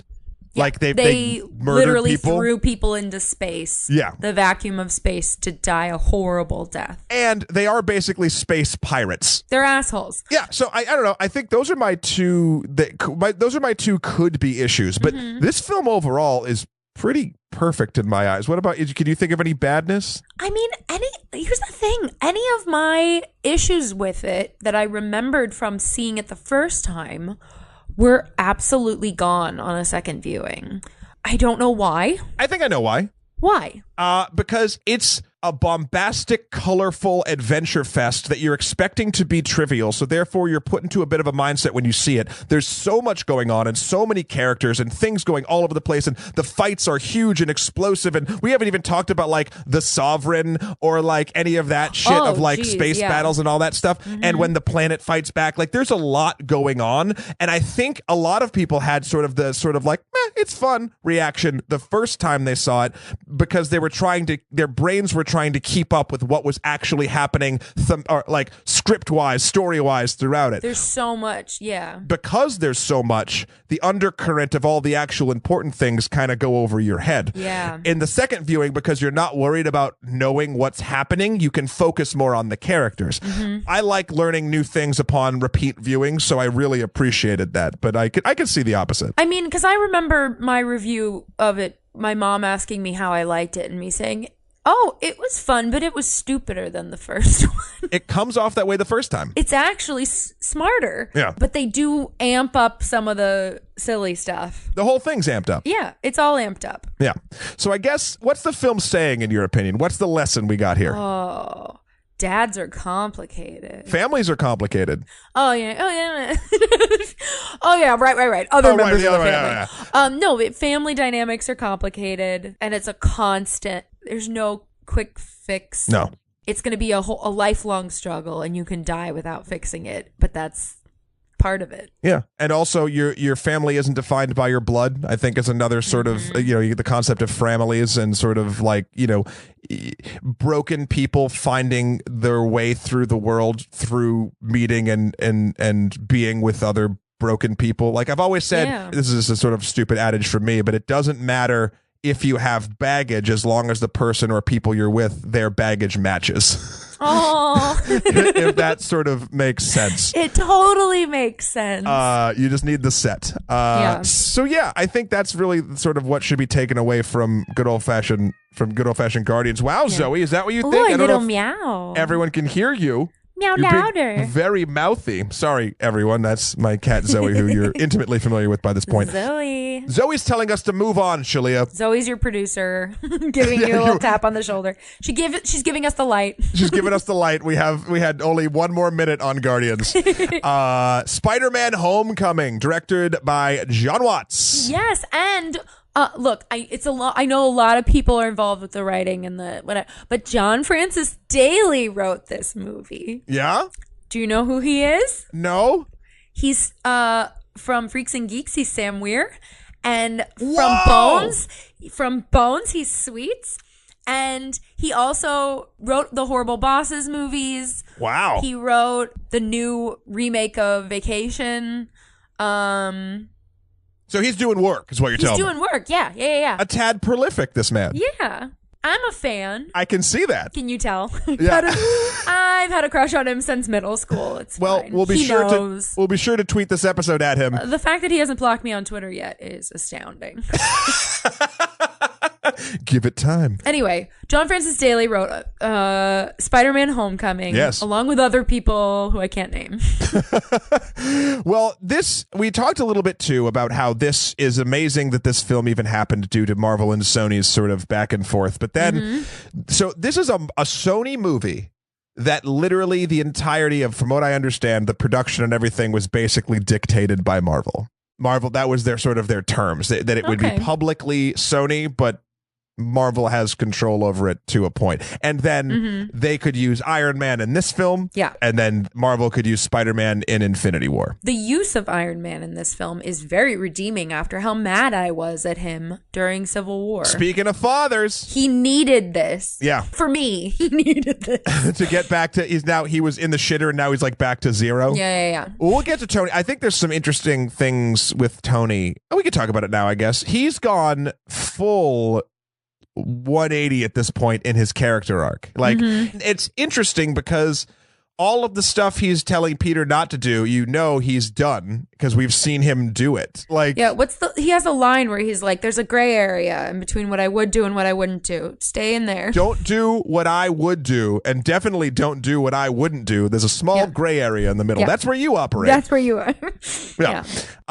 Well, it works a couple different ways. I like from a Tony Stark story point of view, I think having Spider-Man or a Peter Parker or a younger person looking up to you and like putting you in that father role, I think does help you kind of become a bit more of an adult, even though he passes it off to Happy the entire time. But and he can only mature so much. Of course, give it, but two is Spider-Man's suit has always been problematic for me in any of the either comics or movies, and not the look of the suit, the functionality.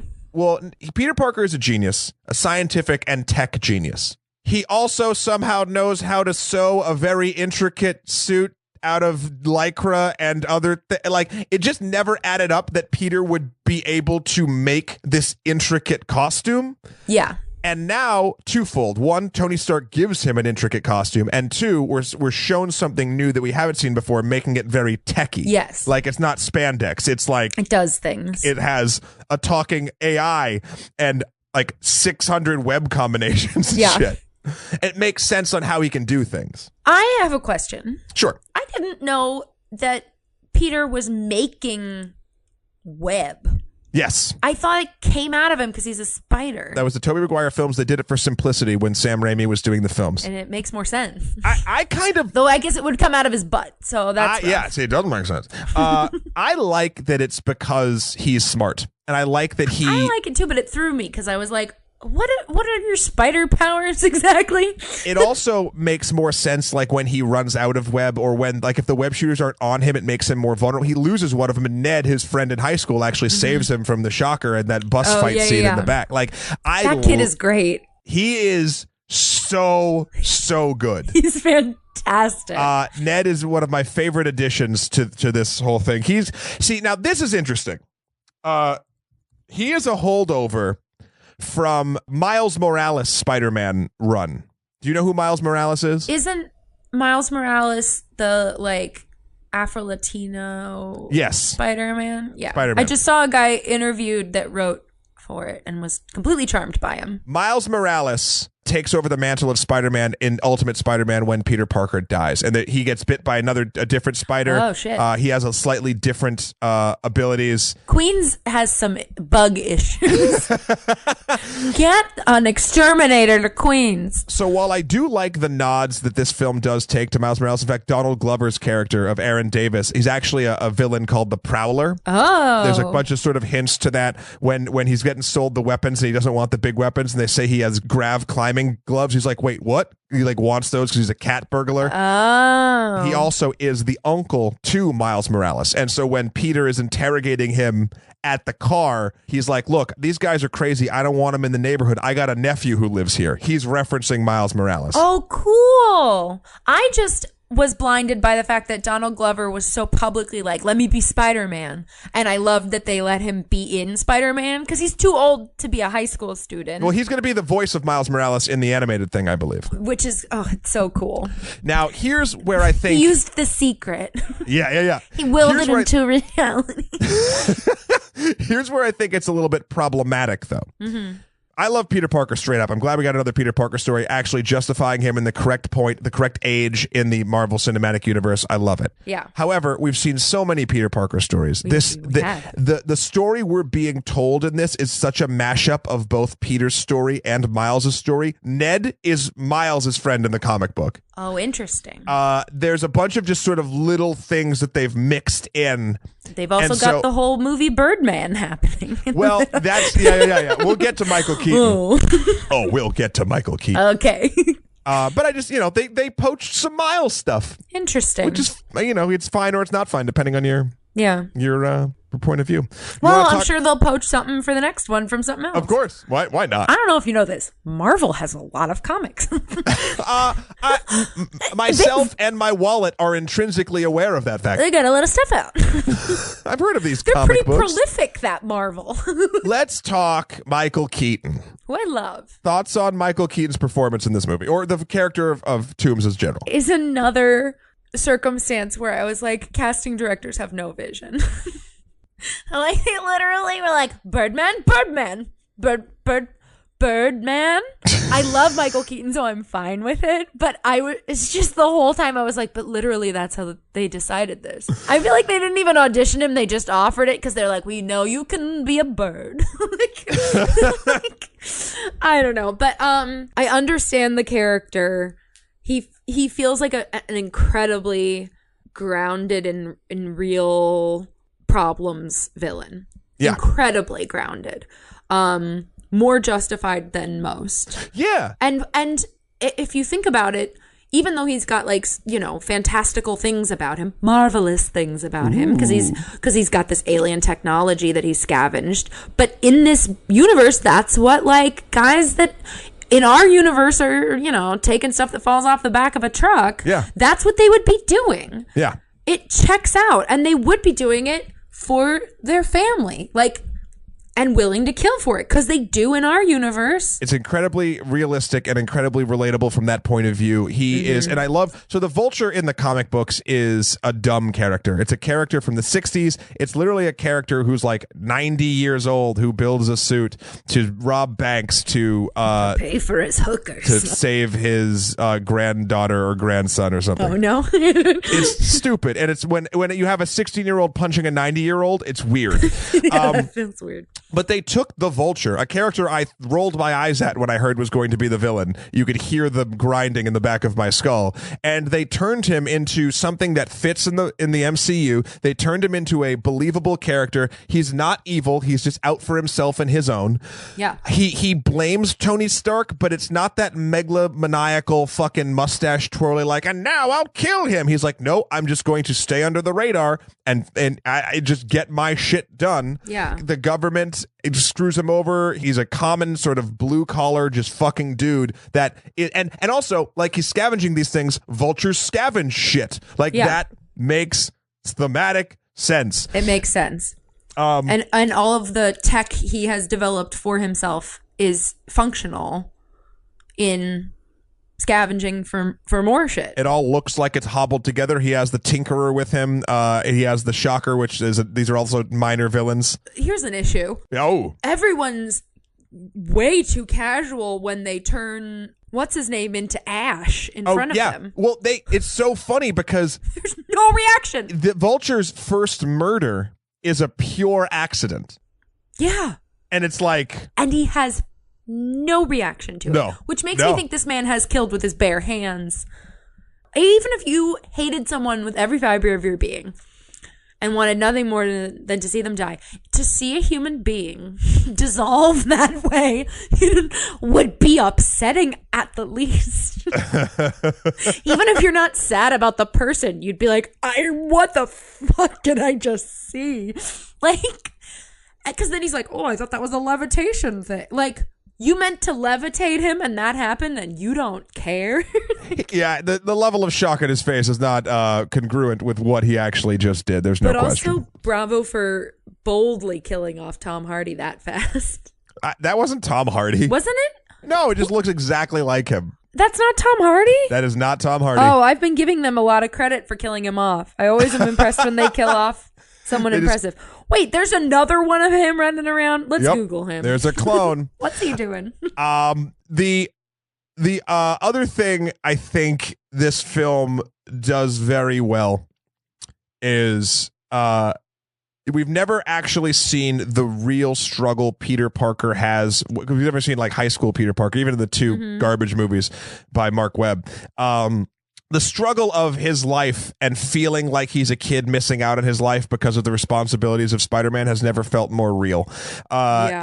It's that, like, you know that there's a bigger thing that you can't tell anybody about that you need to actually take care of, and that's why you can't go and on the field trip sneak and hang out in the pool with the girl that you like, or you can't like go off with your friends whenever you're doing this. Like it's or the party scene and all that stuff. It's very, very poignant and sad that Peter feels the need to, and not, he's being ignored on both sides. He's giving up his friendship, like responsibilities or experiences for a man, Tony Stark, Iron Man, or Happy in that case, that's literally ignoring him or seemingly ignoring him. Yeah. So he's getting nothing from either side. I enjoy, because this is a problem anytime you try to make a handsome actor a loser in high school, is that it's a hard sell when they're gorgeous. It's a hard sell, but it's so silly but so specific and works so well to me that the thing that like nails his coffin is that girls overhear them talking about building a Lego Death Star. Yeah. I'm like, oh yeah. Like, never mind. Yeah. Got it. Like, because like being really smart isn't a thing that gets you bullied anymore. No, and they go to a smart school. They go to like a specialty school. A special smart like charter school or whatever. Like, so that's not it. And he's very handsome and like ripped. Which what a bold show off the abs move to be like, he's a kid. Let's have him go in his underwear a little bit. Like, I'm like, whoa, Marvel is, remember I said they double down? That's what I mean. There you go. That they're like, we don't care how old they are. We're showing them off. Jesus Christ. By the way, I'd like to take a moment. I looked up the actor that I thought was Tom Hardy. His name is Logan Marshall Green, and I owe him an apology because all the things he's been in, have been assuming all this time were Tom Hardy. Wow. So I owe him an apology. Well, I accept his apology on his behalf. Or your apology. Yes, I'm so sorry. Anyway. So going with our theme that we've done in phase 1 and phase 2, I wanted to move on to something that I initially did not find problematic until it was pointed out just how problematic it is in this film. Okay. And that is dun dun dun dun dun. Marissa Tomei's Aunt Marissa Tomei. Yes. Did you notice any issues with that, or what happens with her in the film? The first issues I noticed with her are when she's introduced in Civil War. Is that it's like the studio decided they wanted a hot young Aunt May, and the writers were like, okay, well, we're going to address that, and they just can't let go of it. Yeah. Because I feel like they think it's weird that she's young and hot. Like the people writing it are like, it's weird that you cast Marissa Tomei and now we have to write for her. So they can't let it go. They like can't get past the idea that she could be an aunt. Yeah. And they bring it up. That's her whole character, is that she's hot. Right. Which is like, she's also old enough to be someone's aunt though. You can be hot. I have hot aunts. Ants can be hot. This is the problem with, how do I put it? Meta jokes. So it's a tone deafness thing, first of all, because if your wholly characteristic for your character is that they're hot, that's kind of stupid. Yeah. Especially when they're supposed to have an emotional core, which he kind of does in this film, but it comes later. The joke is We all know, everyone who's watched a Spider-Man movie or seen a cartoon or read a comic book knows that Aunt May is old and frail. Yes. So now the joke is how hot and young Aunt May is. It's a joke that the writers or whoever or whatever assumed that would pay off, because isn't it funny that Aunt May is normally old but now she's young and hot? And it's like, it's a different take. Like, I don't think it's funny. Yeah. So the people I was watching it with, my girlfriend Jamie and our friend Elise, they pointed out 4 different times where the sort of May sexism hit, and I had really only noticed 2 of them in the past. Oh, okay. The initial Tony crack in the car. When Peter in the beginning, side note, how they show Civil War and Peter in the car making the little movie about his trip to Germany. Great. Wonderful. The way they interweave this story with what's going on with everyone else is great. Yeah, the perfect implementation. And done the way a teenager right now would. Yes. Like, there's 100%. no way you could have gotten his phone away from him. No. He You wouldn't could he be wouldn't like, have agreed don't to tell it. anyone. He'll be like, cool. Cool. Snapchat. Yeah. So when Tony does his thing, he's like, we should do a cover story for your aunt. Okay, here we go. Hey, May, what you wearing? Something skimpy, I hope. Yeah. That's a Tony thing. That didn't bother me a lot. Because it's Tony. Yeah, but it bothered the people I was with. And then there's the bodega crack where the bodega owner says, like, hey, how's your aunt do? Or it says something like, like how hot she is to a coworker, and Peter answers like, oh, how's your daughter? Yeah. That's the most blatant sort of thing I think is kind of just a little bit tone deaf. Then the thing that I did not notice was when May walks into Peter's room when she messes up the food and says that they should go out and get Thai with Ned's there, I believe, as well. Ned goes all googly-eyed, which I don't have a problem with. But this is something interesting that I never even pick up on because I'm a guy, I guess. She does a thing where her hair's up and then her hair like goes down and she kind of tosses it a little bit when she's like, we're getting ready to go out for Thai food or whatever. Yeah. That apparently is a thing that is a trope for women being sexualized in movies. Throwing your hair down? Yeah. Yeah. I'm again, over my head. But there was that, and then the final one is the Thai waiter at the restaurant like gives her the sticky buns for free and like basically like leers at her. Yeah. So my reading of all of these, even though the ones that went over my head, they're all present and they're all there. And I think if you took away 1, maybe even 2 of them, I would be able to feel comfortable making the argument that this wasn't a blatant sexism problem inherent in this character in the film, but they just hammer it down to you, this stupid fucking joke that is not even funny. So it's definitely an issue. And also, like, Marissa Tomei is gorgeous. Sure. But, like, can we ask her, like, is this what your life is like? That every conversation you've ever had is about how you're hot? Like, no, that's not the life of a hot woman. Right. Other things come up sometimes. She's not just in a bubble of only being told she's hot at all times and nothing else ever happening to her. And I can't imagine that the only thing anyone ever has to say to her nephew is about her being hot. Yeah. Why would you say that? You wouldn't say that, be like, constantly being like, your fucking mom's hot. Like, the only person that does it directly to Peter is Tony, and it's not even to Peter. He's making a joke around it. The bodega guy doesn't think Peter speaks Spanish. Yeah. Again, Ned does that like friend whose mom is hot, sort of like, oh, I don't know what to do sort of thing with the hair toss. And the Thai waiter doesn't even acknowledge Peter. That's fair. I don't know. I think it's a tone deaf moment that happens too much in rapid succession in the first 25-30 minutes of the film, and I'm like, okay, I get it. But again, it's stuff that I didn't think about beforehand, but when you add them up, it gets weird. Also, I will say, though, that the speaking Spanish, them not knowing that he also speaks Spanish thing, is a very funny, like, bodega specific. Yeah. Yeah. Because I feel like that's just, like, every day in New York City is, like, the people that work at a bodega assume you can't understand what they're saying about you in front of you. Like, yeah. So I appreciate that joke, even though it is adding to the, like, oh, is it May hot? Like, I do like, yeah, I understand what you just said. Yeah. What else about this movie? I think Tony Stark, I love the fact that he's like not really there a lot. Even when he saves Peter from the first time the Vulture drops him, he's not in the suit. He's in like Dubai or some shit. At, I guess, a wedding? Yeah, who knows? Who literally gets a drink, takes a swill, and then gets in a car and drives away. Like, Tony is just asking for trouble all To be the fair, time. that car probably drives itself. It is fair, but it's a weird, like, it's a weird succession of events. I like, if we're going on the opposite side of a sort of sexism thing, I like how Peter even vocally feels bad just calling his suit, "Hey, suit lady," so he gives the suit a name and like confides in the suit. I know. Karen. He needs a suit to talk to. Yeah, I thought that was really nice. I love that Martin stars in it. Yep.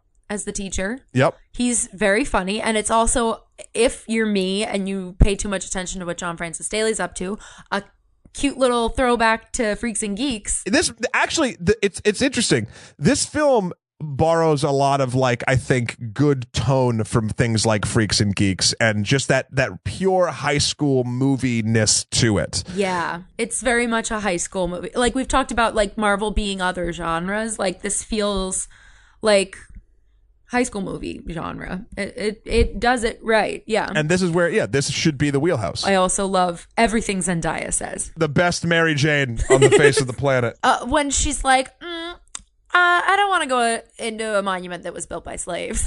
And then he's like, well, I don't think. And the guard's like, oh. Yeah. And he's like, you know what? Stay here. Enjoy yourself. Enjoy your book. It's great. She's wonderful. She's like, I like drawing people in crisis. And she keeps showing people the drawings of them, which is wonderful. Yeah.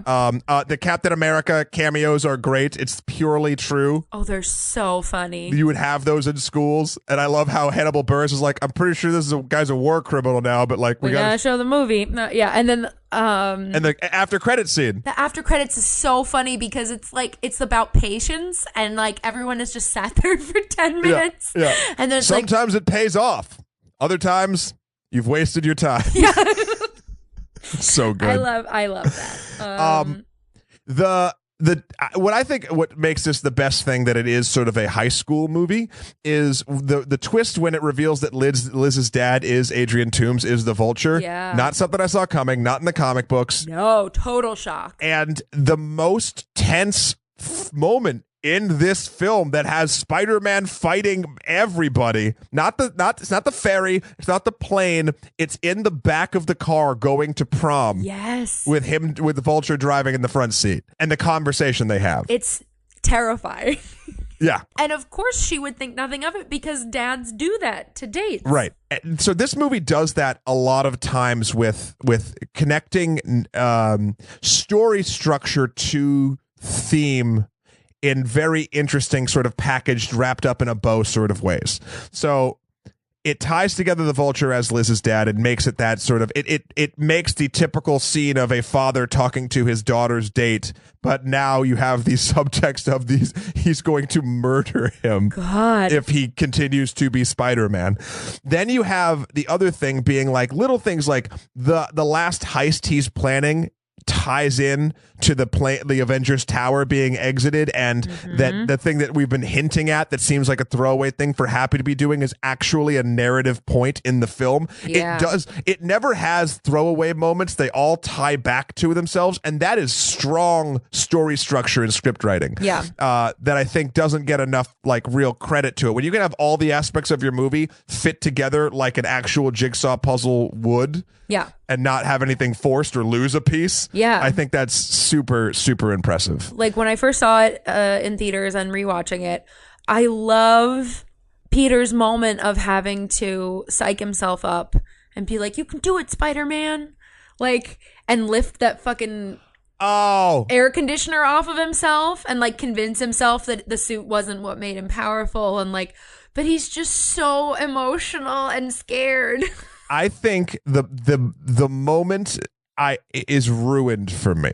Oh no, why? Because he's talking to himself? No. Oh. I love that he's whimpering like a child underneath there, and it's what boy. like I feel like I'm saying he's whimpering like a child, and it's wonderful. No, but pussy. it's a great character moment for him. What ruins it for me, and it feels like a goddamn Sony studio note, is he looks down and sees a shitty CG'd reflection of his face against the mask at a weird angle, and that's what gives him the strength. I'm like, fuck you movie, because like he could have just sort of like psyched himself up or like realized it or like remembered something that Aunt May had said or like something and then done, like the scene could have played out exactly the same, because if this was a sandwich, the bread was super delicious, but the meat was like literally the most fucking cookie cutter bologna garbage. And I was like, you fucking ruined this wonderful baguette. Oh no! By putting bologna on it. Yeah, I like bologna. I like good bologna.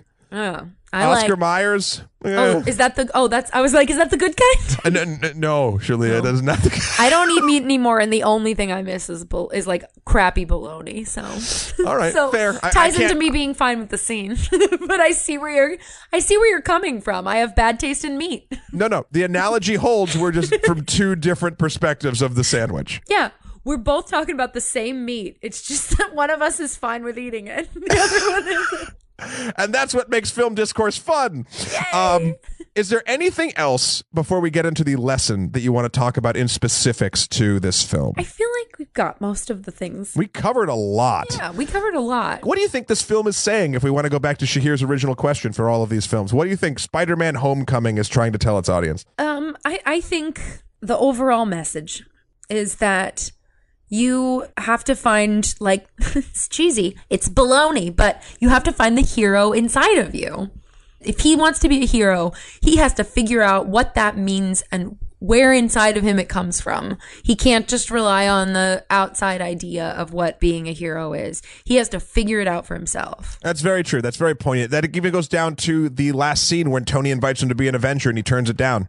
Like, it's because he made the right thing. He kind of knew his lane and his speed and where he sort of came from and why he's doing the things he's doing. Yeah. He's not doing it to go punch aliens or robots in the face for Tony Stark. He's doing it to look after the little guy and try to make his part of the world a better place. And it took him a while to get there. Yeah, because once he got the suit, he thought the suit made him. And that's actually a weird lesson. I feel like that's a good lesson for a young person, because look at social media. Hell, it's a good lesson for any of us, really. It's like all of this stuff that we sort of invent for ourselves, our own personal Spider-Man suits to make us look super cool in all of these online aggregates. At the end of the day, we are looking at just everyone's highlight reels, and we should keep that in mind when putting in context the aspects of our own life whenever we're sort of feeling down about them.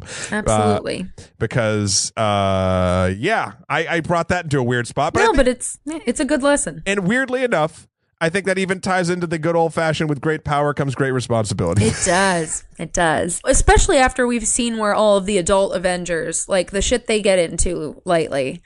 It's good that this young man has a point of view, because before he was only fighting for a side because he was told to. And he was like happy to be there. He was happy. He was too happy to be there. Finding the hero within is something that I would normally sort of roll my eyes at, but I think that's exactly why Spider-Man exists, is sort of like, because Spider-Man is the every person, and that's why it works. He's just a doofy little guy that has to figure out what he fights for.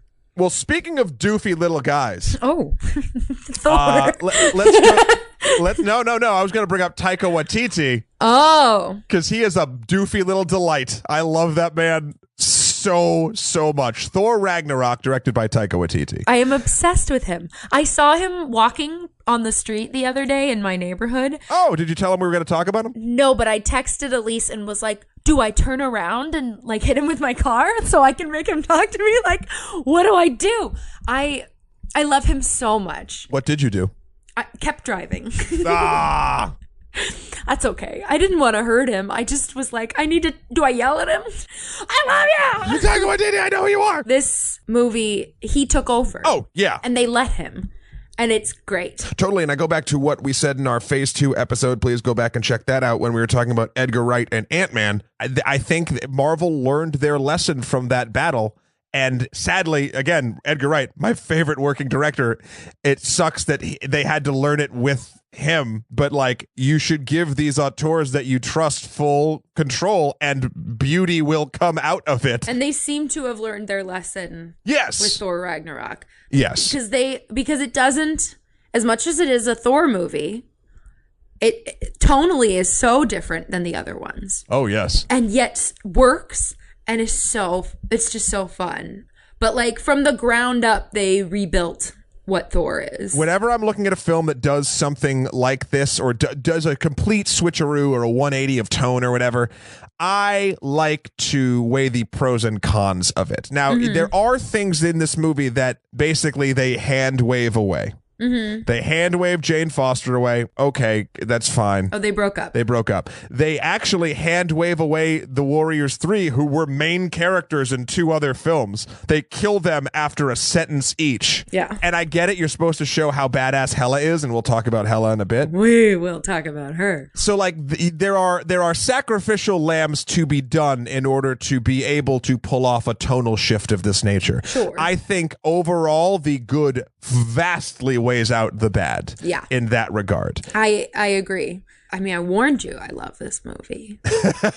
I love Hela so much. Let's talk about Hela. What a fucking badass. Cate Blanchett fucking killing it. Her voice is my favorite sound. It's good. It just is.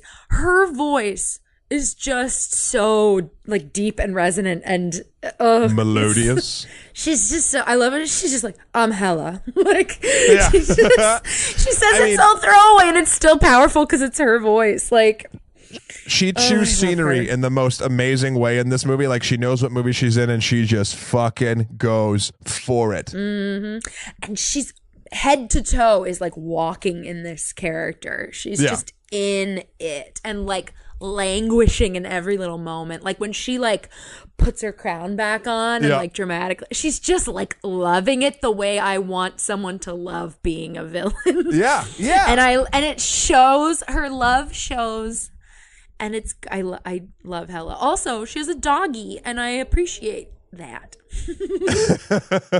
I like how it's funny because Taika Waititi, I don't think ever wanted to focus on the seriousness of this, but there is an interesting, if you want to dive deep into what this film and kind of Hela sort of means in a lot of ways, it is how history is revisionist. Also, Taika's from New Zealand and is half Maori, and talks a lot about revisionist history and whitewashing and colonization and like that. Like as a person, he talks about a lot of that, and it comes up thematically in his work. And he absolutely like snuck in some pretty strong opinions about like the treatment of conquered peoples. Yeah. But in the most fun way. Odin got to where he was using Hela, causing massive destruction, and then decided when it was enough and he could rewrite the history of how he did it. And literally paint it over. Yeah. And pretended everything was always, what did she say? Like dancing in garden parties? Yeah, dancing at garden parties. It's all garden parties. In her deep Cate Blanchett. Yes, I'm glad you brought that up. I did not know that was a passion thing for him, so he 100% meant to put that in. That's fucking great. Well, because I have a big old crush on him, so I read anything where his name pops up. And he's very outspoken and honest about how colonialism affects where he's from. Yeah, 100%. That's his home. That's his life. They even bring it up a little bit. There was a quote I kind of was almost going to do for the beginning of this episode. It was a quote from Jeff Goldblum's The Grandmaster that was, because he hates the term slavery, so his friend was like, well, the prisoners with jobs have armed themselves. Prisoners with jobs.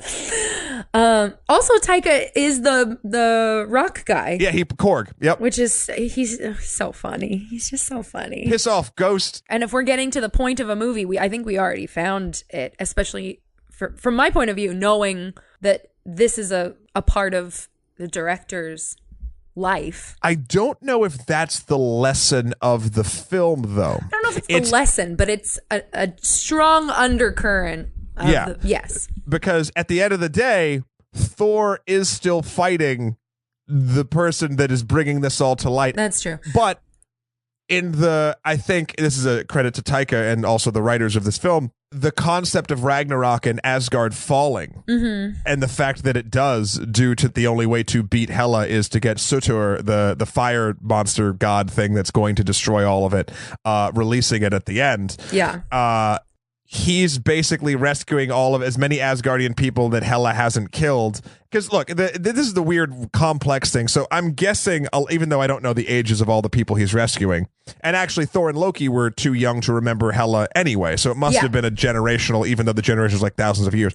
Yeah. It's not these people's fault that they live in a society that used to benefit from colonization. It's they're still benefiting from it, but they don't quite know it. And then you get into the moral gray area of what that is. And since they're not actively doing it anymore, are they still at fault? Whatever. Yeah. So Thor does the best thing that he could in letting the slate be wiped clean and rescuing as many people as he can, because he realizes how problematic that this whole thing has happened. And also, like, Hela is, like, as much as she is what brings up the topic of, like, what really happens when you're creating an empire. Yeah. She was the one doing it, and she is the bad guy. So it's like a resurgence of like white supremacists. You know what I mean? Like, it's a resurgence of being like, well, shit, we gotta get rid of her. Yeah. Because she's trying to return to the way things used to be, and they're like, that might be how we got here, but we're not doing it again. Yeah, that's an excellent point. Thor's journey in this, it's at the same time one of the most sort of changing films for Thor and the least consequential film for Thor, because when you go down the road of Jokey Joke Town on 22 Jokesville Lane, Yucksville, California, 900 ha ha. Oh, that's where I'm from. Oh, so you're familiar. I'm from Yucksville. I'm actually from Yountville. Ooh, it's that's very close to Yucksville. Very similar to Yucksville. You lose gravity sometimes of what is happening. For instance, spoiler alert, Thor's eye being lost is nothing. There's no weight to it. There's no reaction. There's no anything. I'm also a little confused about the injury itself. But sure. Yeah, I don't quite understand it. I rewatched it more than once to see what part of the sword hits him, because I thought maybe it was the butt of the handle, but no, it's the sword. Yeah. So then why is it a big bruise? Like, did she cut his eye out? Yeah. It's just gone? Yeah. So what? It just is. They did it with makeup rather than CG, which I kind of like better, to be honest, than a gaping hole in his eye. I would prefer that as well. But no, but it isn't. It's like doesn't bother him. Yeah, it's fine. However, the thing about when he loses his hammer in the beginning of the film and him coming to terms with what it means to be Thor without the hammer, it is, I think, a growth sort of moment for him. Kind of like Peter without the suit. Exactly. By the way, very aware that Thor and the Hulk were not involved in Civil War, because if either of them was present, it would have gotten out of control. Yeah, actually, in the comic books, the Hulk is gone because they shot him into space, and then it's a Planet Hulk thing. Poor Hulk. That Hulk's one of the other things that I really, really enjoy in this movie. Yeah. I would give anything to watch Mark Ruffalo doing the reference footage for this. Oh, yeah.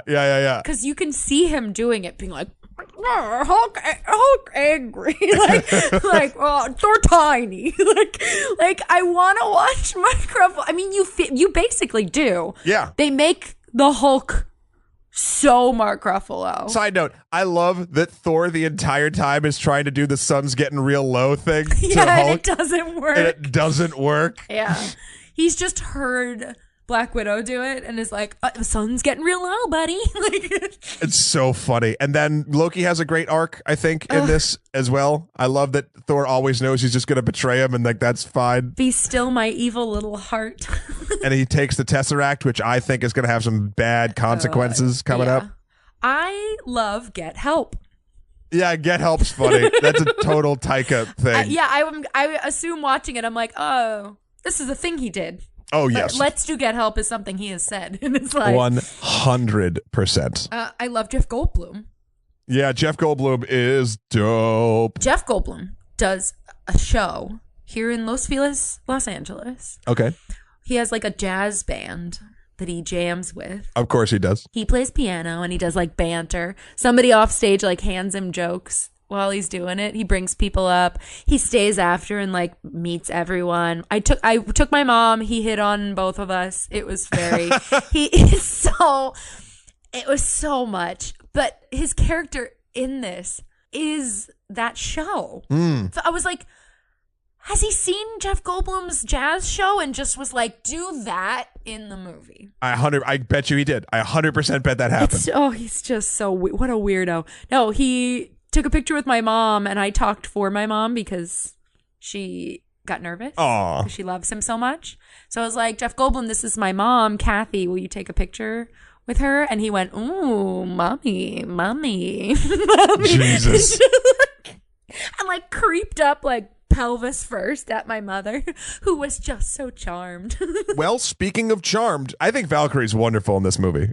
I would like to know more about comic book Valkyrie. I did some of my own research, and just like I expected, she was like a blonde porn star-y, like Viking-y drawing. Yeah. Which is what I assumed. This movie's turning a frown upside down. They've made Valkyrie an actual character now. Fleshing her out, making sure that her story is, like, her introduction is amazing because you get everything about her. She's super badass, but then drunk and falls off the thing and then gets up and then, like, kind of rescues Thor, but then doesn't. Like, it's her entire thing, and she's a hard drinking, getting away from her problems. She's the last survivor of Hela before, which is a nice tie-in. I like her. She's fun and has weight to her, and I can't think of a point in the movie that is ever problematic with her character that we've talked about, like with Aunt May or anything else. Something I will say that I'm always impressed when it happens, because it's so rare in any movie, not just like nerddom movies. Sure. She's kind of unlikable for a while. Yes. And they just let her be unlikable, which women don't get to be very often in film. Yeah, without being the villain or just infinitely labeled a bitch. Yeah, she's just a character who isn't super likable all the time. Yeah. I enjoy that she has that breathing room because when you first meet her, you're like, what the fuck are you like? Yeah. Oh, you kind of suck. But I'm interested, but like kind of a jerk. Like, and that's just fine. And she just gets to exist and be a person with problems and yeah. All the characters in this film are great. I can't think of one that I'm like, no. Scourge is a little bit underdeveloped and I think flip-flops a lot, but he flip-flops in the comics, so I don't particularly care. Karl Urban is great, and he's not given a lot to do, but he has fun with it, and I think that's fine. Yeah. I love the look of this film. I love the sort of 80s fucking neon synth. The soundtrack is the same thing. It's just, this is a movie that knows what it is and leans into it for mostly better, and the worst is it's negligible. When Thor comes flying in on his lightning bolts. Yeah. Some immigrant song. With the like in like slow motion, it's like I'm like, this is here's the van. The van's pulling out. Yeah, the van. This is painted on every van. The van's here. Let's go party. But it's so great. That whole scene is great. That end fight. Yeah. Everybody's a badass in it. Loki uses his helmet as a weapon. I know. Which I'm like, I think that's hello. fun. Oh, I just love him so much. I hate that I love him. And there's very little things you could pick nits with, and I think the end is the closest thing to Infinity War that we will have seen so far, when Thanos' ship shows up to do doomy things to the Asgardians, probably tracking Loki with the Tesseract. Probably. Can't be flying around with that thing, Loki. So what's this film saying, Shalyah? Well, I think they really lay it out for us, which is Asgard is not a place, it's a people. I think that's the saccharine little thing that they do. That's it. That's what the point. That's the point. Is like, you don't have to save a place to save a people. I think that's the answer the characters come to. Yes. I don't think that's what the film is saying. I think that again, I think that sort of falls into the same category of the colonization thing. Like, it's there and it's a thing. Well, because that statement also works in with the colonization thing too. Yes. Like, the save a people, it's not a place, it's a people. Right. What do you think? I think what this film is honestly trying to do and trying to tell us is that this franchise and this whole, and maybe even life in general, depending on how deep you want to go, doesn't have to be so fucking serious. Oh, okay. Like, it literally is taking stuff that up to this point, I mean, it's had levity in it, but you look at some of these movies and they get a little grimdark, they get a little serious, and it's like, or you could flip the switch and go the other way, and it's just as good, if not better in some way. So I think that's the weird little positivity thing I want to take of it, because Taika got this as like, it's about space Vikings, so gotta make it silly. right? God, he did such a good job. But let's move on to Bye, Taika. not even arguably the most important Just the most important. Marvel film out of these 18, saving the best and the most profitable for last. I believe clocking in at this point in time $1.3 billion worldwide. Holy shit. Ryan Coogler's The Black Panther. It's just so good. It's so good. I saw this movie again this morning. I mean, I'll say it. No notes. No notes. Yeah, send it back to the studio. It's fine. So good. It's so good. We have an email for this one as well, Shalyah. Oh, great. This is from Nick, who says they're a short-time listener. Hi, Nick. Yes, hello, Nick. They're a short-time listener, but they've been catching up at a rapid pace. He says, now that you'll be discussing Marvel's Phase 3, including Black Panther, it seems it would be noting in your Black Panther review, I think he's referencing the one that myself, Shahir, and SVP, Steve Van Patten from MTV, did, to go back and check that out for a fuller Black Panther experience.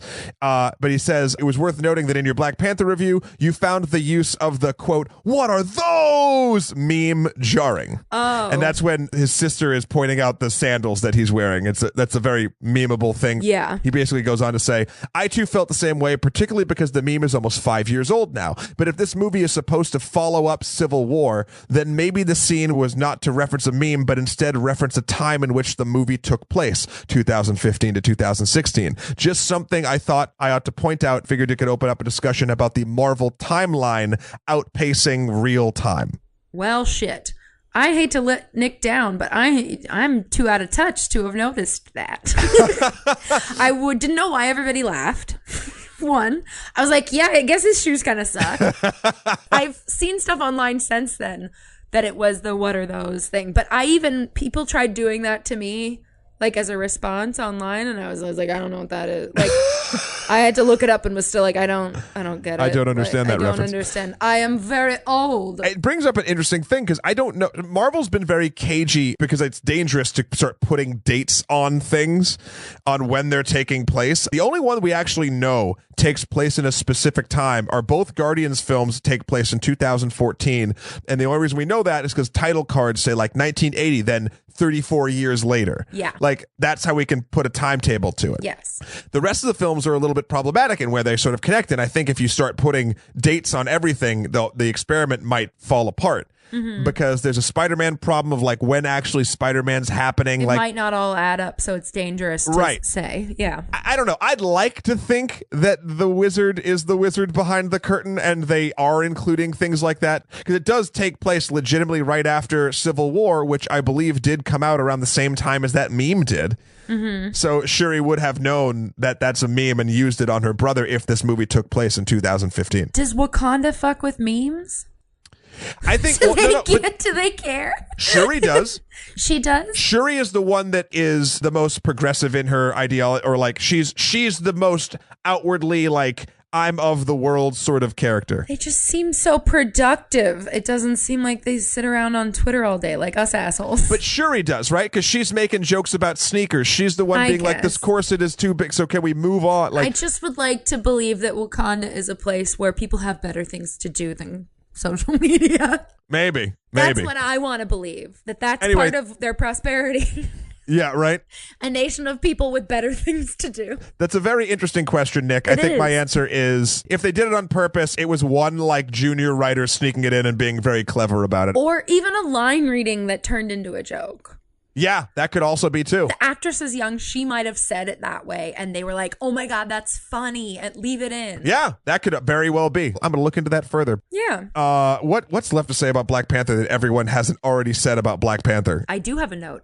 I thought of one. What's your note? It's very small, but it has to do with the place. Okay. Why are they selling those baskets? Those like gift shop, like, welcome to South Africa. Want something you can pretend's authentic? Have a basket. Like, why in this insanely advanced? Yeah, they do go to that basket shop like 3 times. It felt like the Epcot version of Wakanda. Fair. I love the fact that when T'Challa is talking to Shuri in the lab and he's getting all the gear for his mission in South Korea, it feels so James Bond. That whole sequence feels James Bond. And I'm like, make James Bond this. It's very James Bond. But then he gets the new suit and she explains the kinetic energy and like, that's good. We understand how all the gear works. Now go have fun with the gear. When he's now having the chase scene in Seoul, Shuri narrates to him again how the powers work, and I was like, stop giving me tutorial cutscene instruction and just let this play out. Yeah. But again, these two gripes we've brought up are so tiny. Like, this movie's so near perfect. I'm like, I had trouble thinking of something I didn't like. Set dressing is my complaint. Yeah. I have a problem with 1.5 lines of dialogue. One set dressing piece. Insane. I think this is the strongest female presence any of these 18 movies have ever had. They're so good. Like, the fact that there's like a teenage girl doing all the cool tech stuff is just the coolest ever. And they're like, there's so many women with so many different jobs and personalities, and everybody's a badass and in their own way. Yeah. Like, no, there's not like one version of being a kick-ass woman. Like, yeah, I agree. It's so cool. What's the guard called? The Dora Milaje. Sorry. There we go. Dora Milaje. Yeah. I love, yeah. and particularly in Shuri's case, again, I'm hoping they go so in the comics, Iron Man is actually taken over by a African-American young 16-year-old girl named Riri. And I'm hoping that they sort of fold that together to turn Shuri into the new Iron Man if Iron Man happens to die. The comics go all over the place. Yeah.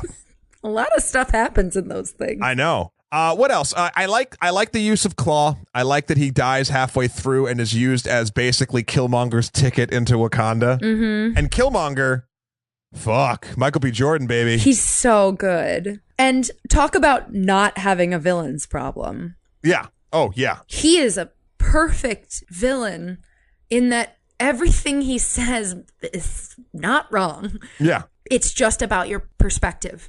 That's the only thing separating them. And how he's going about fixing the problems from his perspective. I mean, he straight up murders people. He shoots his girlfriend in the chest. Because he was raised with a culture that is so different than what Wakanda has. Yeah. Like, the only difference is just one grew up one place, one grew up the other. And I love that T'Challa used to see his father T'Chaka as this like pillar of moral superiority, and then he realizes that and this is an important lesson I think we all learn at some point in our lives, that some sooner than others, but that our parents are not perfect and they are not gods and they are human beings, and no matter how good or bad they are, they have facets to them. They are very Guardians of the Galaxy Volume 2, and they are actual people. A lot of dad problems in the MCU. Hashtag dad problems. And T'Challa comes into his own, even to the point where he like screams at his dad in the spirit plane or whatever, like about how he was wrong, and now it's his turn to lead, and he's going to lead, and I think that's a powerful statement, how a generation can overcome the sins of the past generation. And there's a lot of allegories with like Wakanda, if you know, whatever country in the real world is the most powerful, like how much aid should they provide? What should they do? Like there's all these questions that this movie doesn't answer, but hints at way more than a normal action film would. And the cultural importance of this film is beyond reproach. It's just like, I went to a theater today. This is a month or so after it's been out, and the theater was near full. Yeah. And I'm like, this is important to so many people, and it shows us that like superheroes and these films are 100% for everyone and should continue to be, and the entirety of this whole experiment should do better and use this as an example of how. Yeah. And I got so emotional watching this movie, just with like how many doors it opened in so many different directions, like racially, for women characters, for different points, like perspectives, like a conversation about race, like the fact that the bad guy is a military guy from Oakland. Yeah. Like it just is so all encompassingly powerful. I was just emotional the whole time. I'll tell you, both times they fight at that waterfall when he fights M'Baku. And I was hiding behind my shirt. It's so visceral, and that's what a fight scene needs to feel like. It needs to feel like it has consequence, and it feels that way. Fun fact. Ooh. Not fun, I guess. Fun to know, but troubling for the actors. Apparently, when they were filming the waterfall scene, the reflective nature of the water and how long they were outside, the cast, their eyes started getting sunburned. So you can see... Whoa. Like, Daniel Kaluuya's eyes look so crazy red in that scene. And I was like, God, get him some eye drops. Like, what the hell's going on with him? His eyes were sunburned. Jesus. Isn't that crazy? Your eyes can get sunburned. That's insane. So that's why it's fun, is because I learned something. It's not fun for anyone that did it.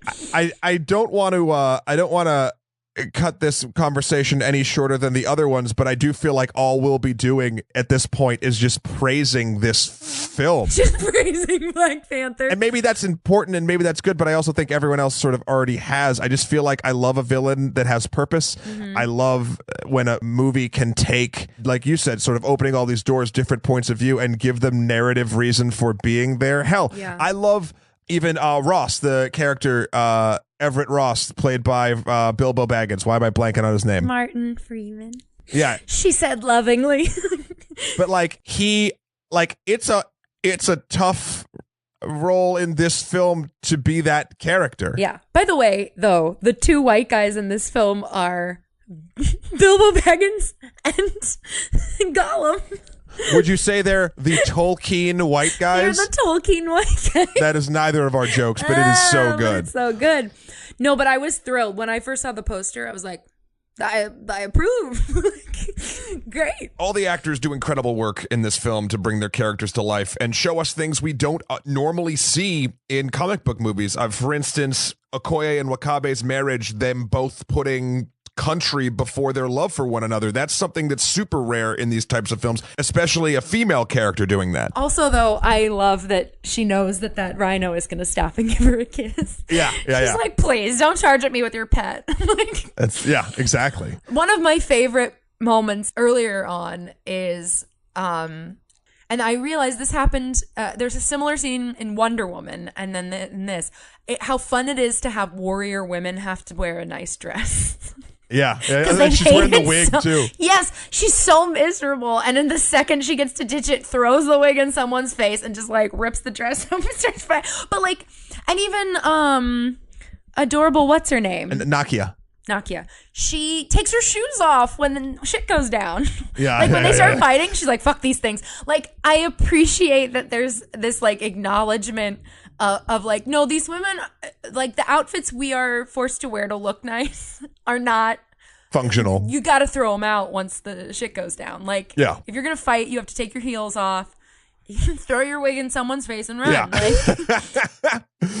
So this film obviously it did so incredibly well, and then even before this movie came out, I think they knew they had a hit on their hands because Infinity War in itself, a lot of it does take place in Wakanda, and a lot of the Wakandan characters are in Infinity War, so they will be there, and I'm glad because it's a place I want to go back to, cinematically, and if it was in real life, I'd love to go to Wakanda as well. I can't wait to see more of Wakanda. And we will soon. So wait, before we wrap up this incredibly long journey that we've taken together, what do you think Black Panther is trying to say? Oh, God. I mean, so many things. Come on, we're both two white people. Let's talk about what Black Panther's trying to say. I know, but like cultural identity and like what that means and like drawing from like anger versus drawing from like inner peace, and like of all the movies has the most complex emotional stakes because of what the movie is not within, you know what I mean? Like it's hard to separate the emotional stakes of the movie itself even existing from what's happening in the movie. I think it takes the emotional stakes and uses them the best. It intertwines plot and emotional stakes the best out of any of these films. Yes. I would argue on a personal level that Guardians 2 has higher emotional stakes, but does not use them in the plot in the same way that this film ties them perfectly together. It's hard to separate. Yeah, and you can't. And that's where I'm kind of like, what's the lesson I got from it the lesson you get from Black Panther is there can be a blockbuster movie led by black actors that is successful. Yeah. That's the lesson of Black Panther. But that's not the lesson in the movie.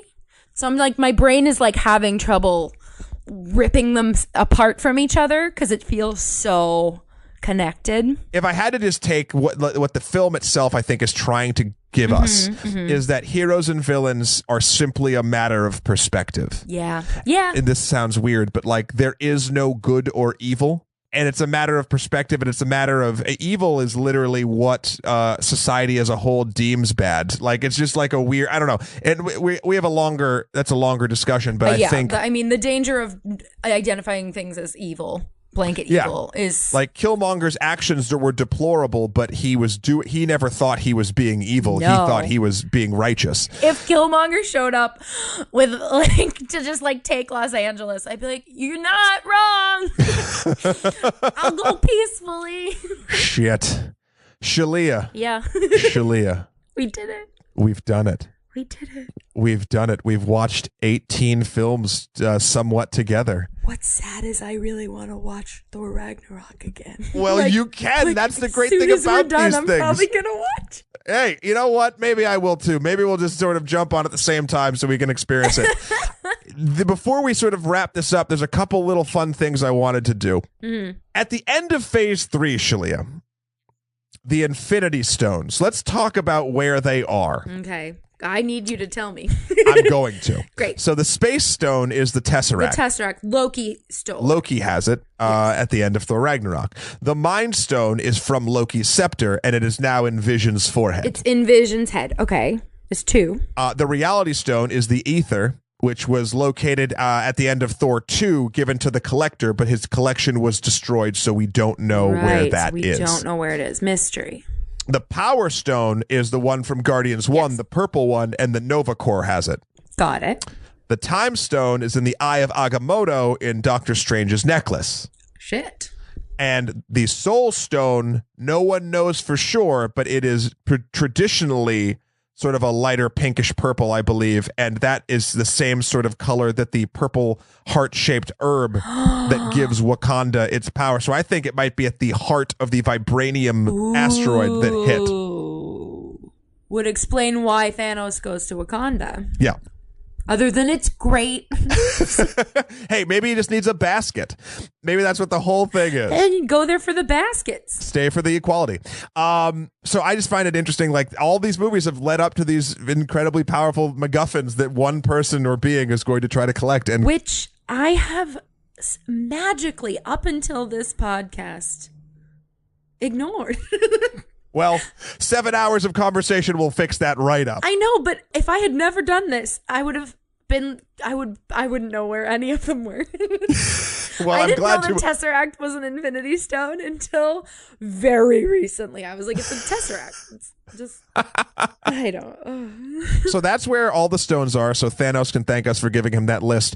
Shalyah, yes. What out of these 18 films is your favorite film? This is very hard. And it feels like cheating. Sure. To pick the 2 most recent ones as my front runners, but they are. Yeah. Thor Ragnarok and Black Panther. Yeah. Are absolutely like. It depends. It just depends which way I'm going as far as favorite because they're so different. You know, it's your mood at that point. It's just a mood thing. Yeah. Yeah. Is yours the first Avengers? It was for a long time. What is it now? I think, honestly, after doing this whole journey, if you're looking at favorite for being a film that has the most to say, a film that has sort of the most rewatchability, the one that can hit not only feels but really funny moments, and the ones that is super just sort of poignant for all characters involved, not necessarily from a world building perspective, though it does do a little bit of that as well, it is Guardians of the Galaxy Volume 2. Yeah. I used to say Avengers. I used to say Civil War. I think it's just, after watching all of these in the order in which they were released, it's the most powerful, resonant, and overall rewatchable, where you still pick up new and interesting things every time you watch it. And I think that is 100% my favorite. Yeah. And now, the final question. Yeah, kind of. Shahir wrote us in a question. He said, now that we've rewatched all of the MCU films, what do you think are the most salient pieces of information from them that a viewer needs to know before walking into Infinity War? And can Infinity War be the first MCU movie that you watch? Okay. Now, I am a very, very good babysitter. Okay. So I'm going to try to explain this like I'm talking to a very curious 5-year-old. Okay, great. Infinity War is a movie where characters from a bunch of different superhero movies are all going to team up because a bad guy is trying to collect a bunch of magic stones. And all the superheroes, they don't always work together, but for this, they're going to have to. And we don't know if that's going to work. But they've got to stop the bad guy to save the world, to save the universe. Yeah, so I would say, due to your answer, yes, you could see Infinity War if you were just given that primer 100%. Look, I explained how the sun works to a 5-year-old once, so I'm fine. I can sell anything. Nice. I like it. Sell snake oil to a snake. Just do multiple snakes. I think, though, you will obviously get more from the Infinity War having seen the films. I think that's a generality. Yeah. I boiled it down to like, okay, now time to go to bed. No. I really like that definition because it does prove that you could do it. I think you will just be, you as a viewer will be rewarded more, obviously, because they've literally set this thing up for 18 damn movies. And then to answer the question of what's the one thing these movies have taught us, what I've learned is that heroes are symbols that matter in the worlds of these films, but also to society in general. They are shorthand for very complex topics that should be a starting point of a conversation and nowhere near a finish line of one. Mm-hmm. And I think the fact that if you just go into that knowing that these characters represent something, and having watched 18 films, you'll get that. But if you were cold, it might be a little bit different. But just knowing how important all these characters are to different people and knowing that one character is coming to basically fuck it all up is a powerful sort of thing. Because this is literally a character coming to tear down the symbolism of an entire universe that's been built. Yeah. And that hasn't been done in film before. And I'm psyched to see if it actually works. Yeah. Because who knows? It could totally fail. I think it's important to go in with the idea, like we were just saying, there's no such thing as good and evil. Mm-hmm. All you can do is fight for what you believe in. And sometimes you have to work together with people you don't always agree with to make the world okay. Yeah. Yeah. Yours is better than mine. Thank you for being here, Shalyah. I'm talking to children. I'm still doing it like it's a 5-year-old. But that's not a 5-year-old. That's not a 5-year-old concept. I talk to 5-year-olds like grown-ups, remember? Like Tony Stark. That is true. Go back to the Phase 2 podcast for that. They can handle big topics. You just have to be factual with them. Yeah. Makes total sense. The last thing of the last things, because this podcast just won't end. It won't end. Sorry. This is your life now. Do you have any predictions of what you think you'll see on April 27th when we finally get to see Infinity War? I'm nervous about deaths. I'm worried they're going to kill more than, because everybody keeps saying that Tony Stark's probably going to die. It's either Tony or Cap. I don't think they'll do both. No, but here, like, as a Harry Potter girl, there's something very brave about killing off multiple characters that you love in the final chapter.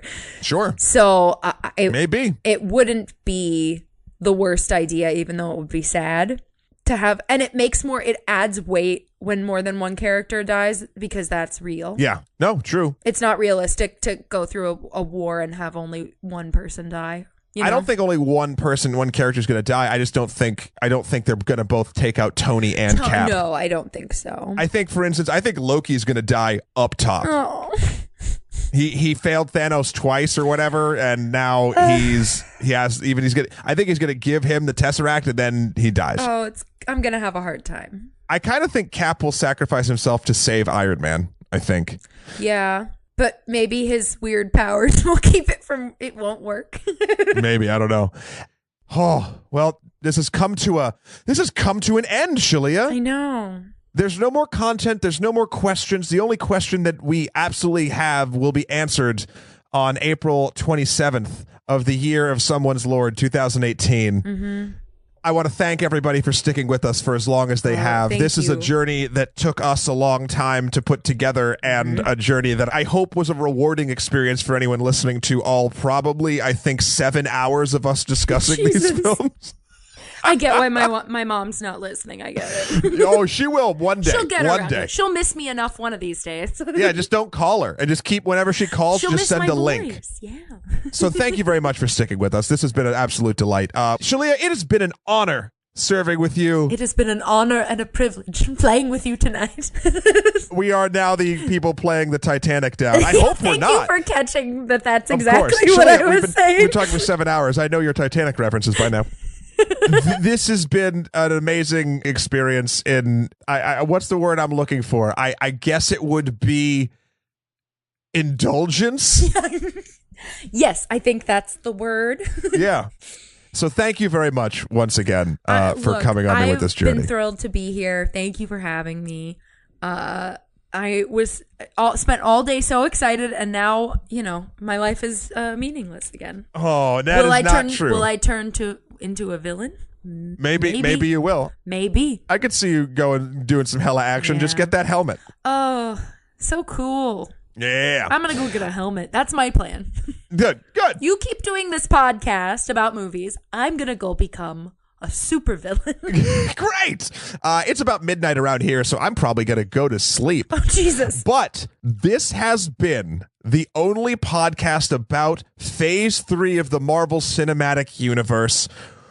Again, I keep saying it, but we did it. Thank you for listening. If you have any thoughts about any of the phases, about any of the stuff, please write us in at onlymoviepodcast@gmail.com. You can also reach me at Skeletor4PREZ on Instagram, or EmperorMSK on Twitter. That's my personal Only Movie Pod for us on Twitter as well. iTunes reviews, we love those. Please, if you've made it through 7 hours of us talking about this stuff, drop a review and tell us why. That'd be great. Shalyah, yes. When you are not indulging me in this most ridiculous exercise, where can folks find you? You can find me on all the places at Shalyah Evans, because I got it covered. I'm all one name. You got it. All everywhere. Shalyah Evans. That's me. Perfect. I'm not the girl from The Voice. Fair. There's another Shalyah, and God help her, I'm coming. Yeah, well, that's my super villain thing. There you I'm going to take down a teenager that was on a singing competition. Anyway. I think that's the only way this podcast can end, is with you threatening that poor girl. Yep. I'm fine with it. Thank you, everybody. Until next time. Bye, I'll miss you. Stay marvelous. Stay marvelous.